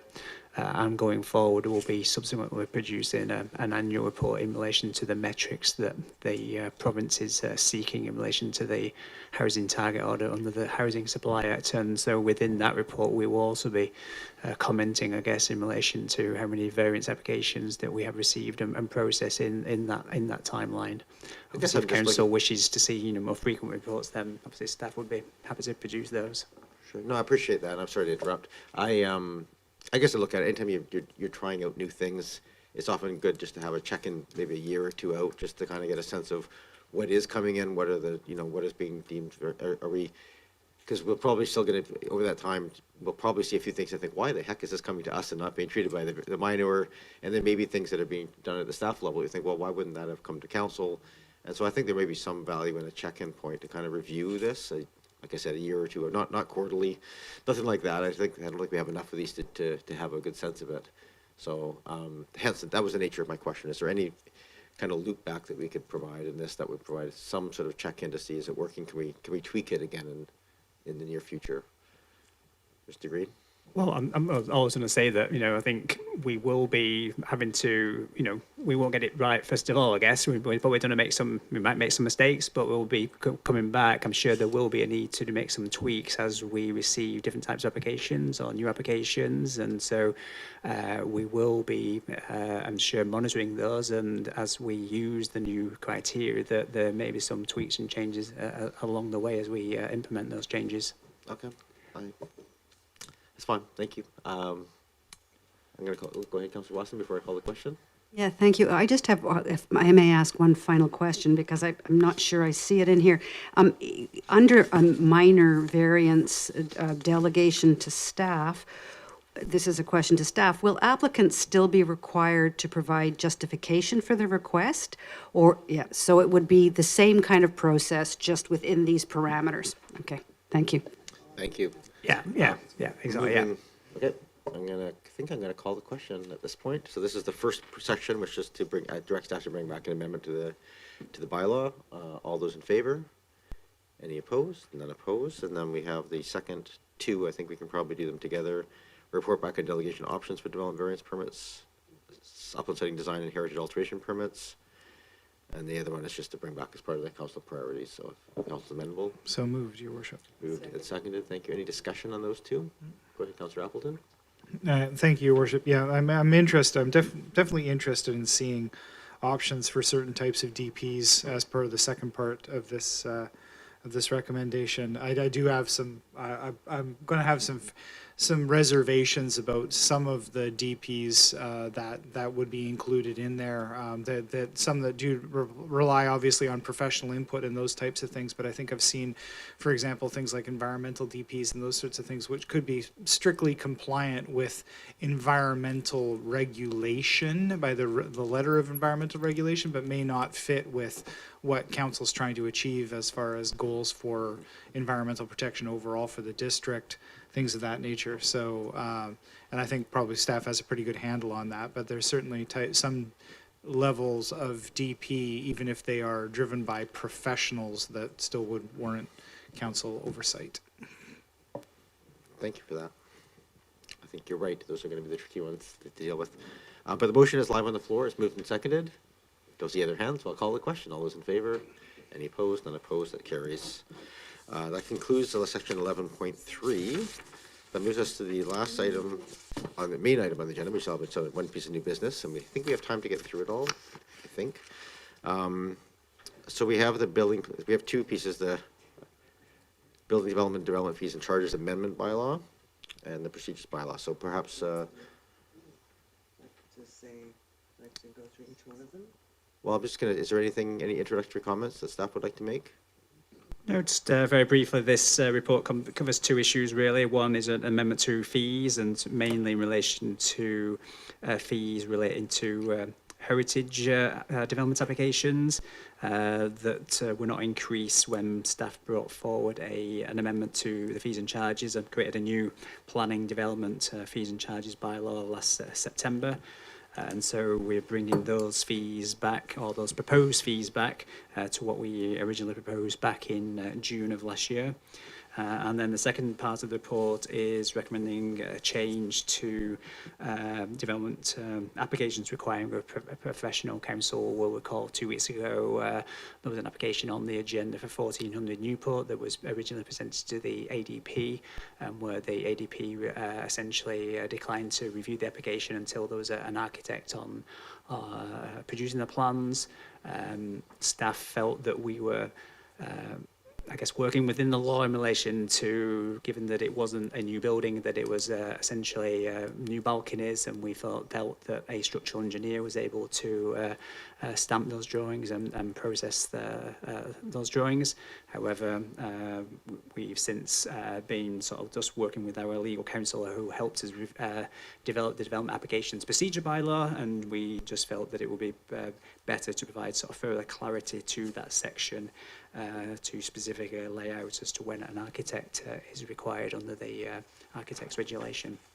And so that changes in response to that application. Great, thank you. Any questions on any of this? Go ahead, Councillor Green. Through you, and thank you very much again for the report. Just one question. How do we compare to fees? How do our recommended fee schedules compare to other communities at this time? And that may be, I don't know, I hope that's not too onerous a question, and I apologize if it is. Thank you. Mr. Green? Well, I guess, yeah, you know, we did look to, when we originally presented the fees, we did do a little bit of a review of the municipalities. But, you know, that being said, it is very hard to compare apples with oranges when different municipalities have different overheads or different delegation of authority. And so, you know, we feel that these fees are reasonable when we look at our neighbours, and particularly Victoria, in relation to heritage applications, that they are very similar to what the City of Victoria charges for those types of applications. Thank you very much. And that was the only one that I had been concerned about, was the lift from, where is it now? 200 to 1,000 for That's the heritage. one, yeah. The heritage alteration permit. So that was the only one that I was concerned about in terms of the lift, that it was quite large, but I appreciate your input. Thank you. And I believe that one went back to the Heritage Commission for comment. Is that correct, Mr. Green? All the fees related to heritage went back to the Heritage Commission, and so that's what caused sort of the delay in terms of these fees not being changing. Because I guess if council will recall that council, I guess, gave first and second reading, but then also directed staff to consult with the Heritage Commission in relation to those fees, and so we then went back to the Heritage Commission with those draft fees. And whilst there was no motion coming out of that Heritage Commission, there was sort of differing opinions in relation to fees should be low for heritage applications, whilst others on the commission felt that some of the fees should be increased to reflect the nature of the work. Thank you. Proceed. Moved and seconded. Thank you. All those in favor?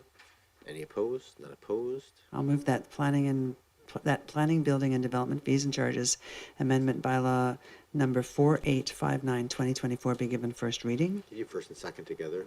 And second reading. Thank you. Second. Moved and seconded. Any discussion? Just a quick question on this one. I still struggle a bit with the heritage alteration permit fee on this one.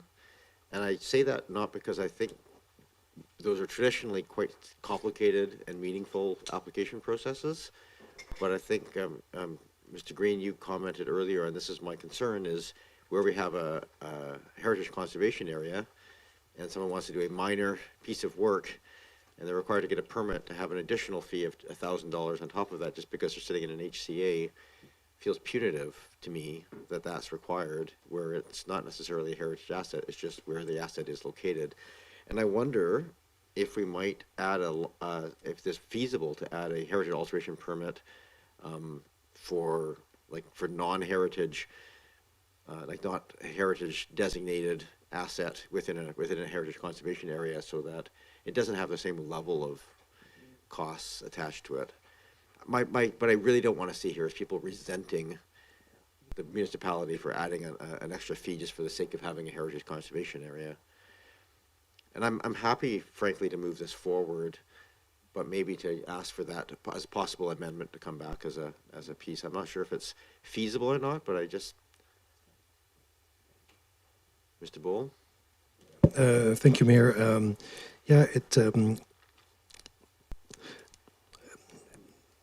The current fee is the half of the regular development permit fee, but yeah, there could be another category added. I don't think that the amount of work by the city or the district would be different. But yeah, if council provides that direction, we can look into a different lower fee for. We need to figure out how we define that. So that's probably needs some thinking, because the heritage conservation area is a blanket approach, right, to all these properties, and some may change status over time. but it's something we would probably need to put our minds to come back with a proposal. Thank you. Okay, so my recommendation is if council's interested in that, I don't know if they are, then I think we move these bylaws to first, second, third reading today, and we may just direct as a motion arising to see if that's possible. I don't know if it's worthwhile or not. We could also do it as a motion arising at adoption if some people want to think about that a bit. When I was going through this, I could just see this scenario where a couple of neighbors get $1,000 extra bill on their changes, and suddenly everybody's resenting the very existence of this place. So I don't want. And I think that was a conversation we had last time, and we felt because it was in alignment and lower than a regular DP. But anyway, Councillor Green. Thank you. Through you, I just have one supplementary question, and that's on the Heritage Revitalization Agreement or amendment. It went from 750 to 6,000. I just wondered if there were any specific comments from the Heritage Commission on that lift. That was the one actually that I meant to flag earlier. Apologies. Mr. Green. It's testing my memory from last August. I think there was no motion that came out of that commission meeting in relation to the report that was referred to them by council, and there was also some mixed messages. There's a couple of members who felt that the fees should be increased to reflect the additional units and density that applicants were creating, and then there was definitely those who felt that fees for heritage applications should be subsidised and should be reduced to encourage more people to come forward seeking heritage designation. And probably in the same conversation, there was notion that delegation of sort of minor heritage alteration permits would also allow a reduced cost for those types of applications, so that there wasn't the same level of review in relation to those minor heritage alteration permits that could then result in a more reduced fee rather than a fee that is reflective of the process that application goes through. Sorry to interrupt you, Mr. I appreciate it. Thank you. I just need a motion to extend for another 10 minutes here so we can wrap this up. So moved. Second. All those in favor? Any opposed? Unopposed? Let's just get through this. Sorry for that sidebar. So I have a first and second reading. Any other discussion on the first and second reading of the bylaws? No. All those in favor? Any opposed? None opposed? And then third reading. I'll move that planning, building, and development charges, fees and charges, amendment bylaw number 4859, 2024 be given third reading. Seconded. Thank you. All those in favor? Any opposed? None opposed? That'll come back for adoption at the next meeting. And then we move on to the next. I'll move that development application procedures amendment bylaw number 4858, 2024 be given first and second reading. Moved and seconded. Any discussion? Thank you for making that change to correct that piece. All those in favor? Any opposed? None opposed? And I move that development of application procedures amendment bylaw number 4858, 2024 be given third reading. Moved and seconded. All those in favor? Any opposed? None opposed? Carries. We move on to new business. Did you want to do anything about? Oh, I'll leave that to council. Does anybody wish to? It may be worth considering that at the time of adoption. I think it's fine, unless somebody has a strong feeling about it. Just the idea of looking for a two-tier to the heritage alteration permits. Thinking especially if it's something we're going to be delegating minor ones, there should be some other mechanism. But why don't we leave it for now? It's a late hour, and it may be something we can deal with as a motion arising out of the adoption piece. So we have new business, and Councillor Smart, we have a motion provided here for notice, although I think you wanted to also just see if there's a willingness to just deal with it tonight. Yeah, I just wanted to ask, and I acknowledge it's a late hour, but it's a bit time sensitive with this pilot starting on April 5th, and I'm simply just asking with this motion for stuff to come, for a report to come back to council. So I'm just asking if we could have a vote to consider it this evening. You just need to read the motion into the... Sure. Motion is that staff provide an analysis of the resources and steps required for the district to join the new e-kick scooters pilot project being offered through the Ministry of Transportation. So moved. There's no moving it. No moving a second. It's being read into the report. Just, I think, procedurally, I'm a little rusty on this, so I'm just going to ask Ms. Plouffe here. If council, they're smart, it's been read into the record, so it'll come back in 2 weeks' time. If she wishes to have it considered tonight, it needs a 2/3 majority, otherwise it'll just come back for the thing. So is the process here that she would move, having read into the minutes, that she would move that it be considered tonight?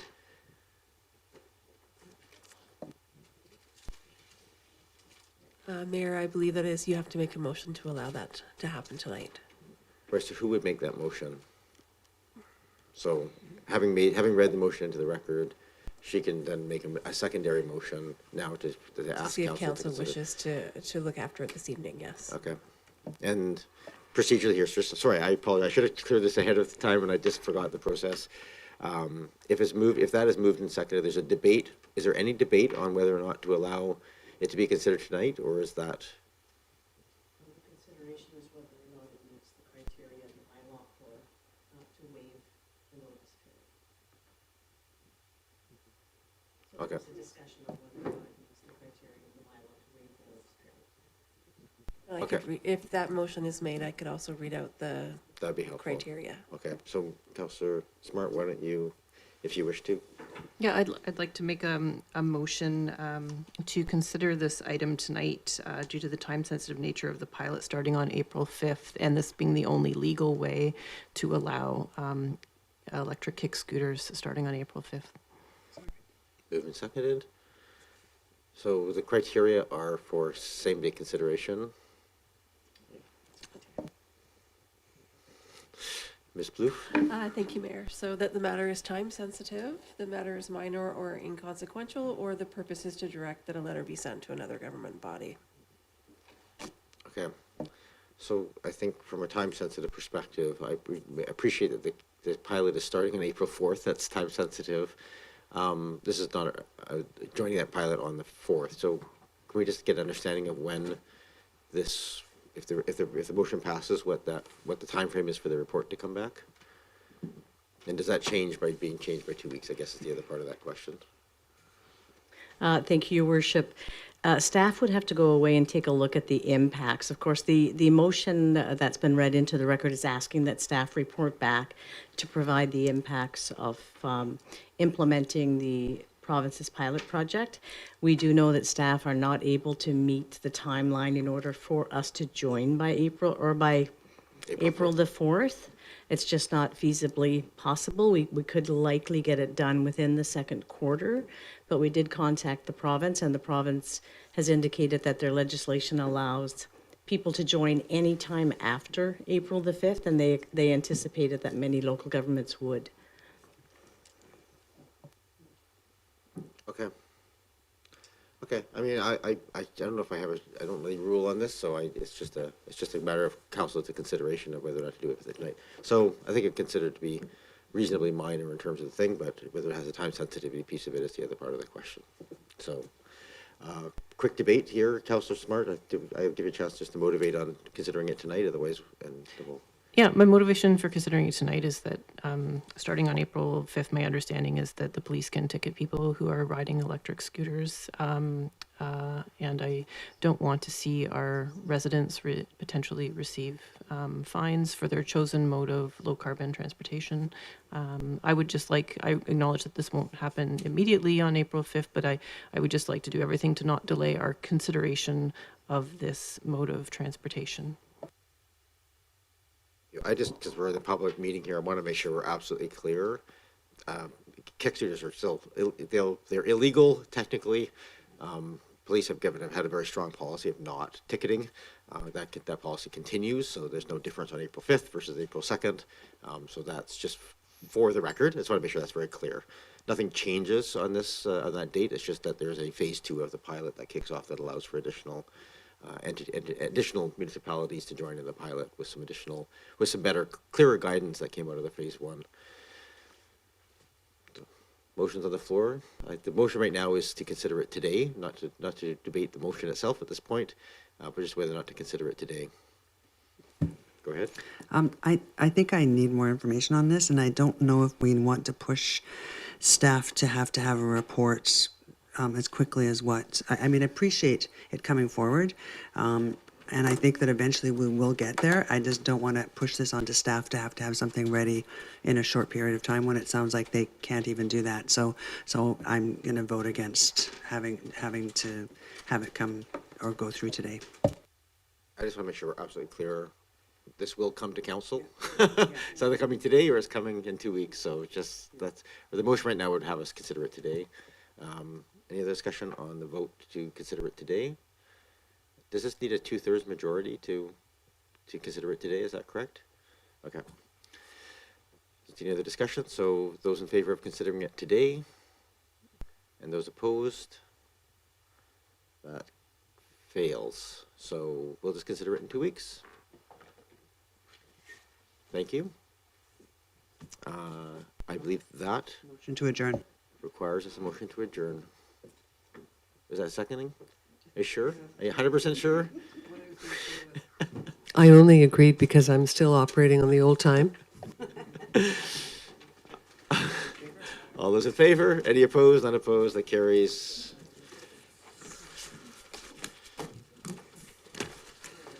I didn't call out the opposed.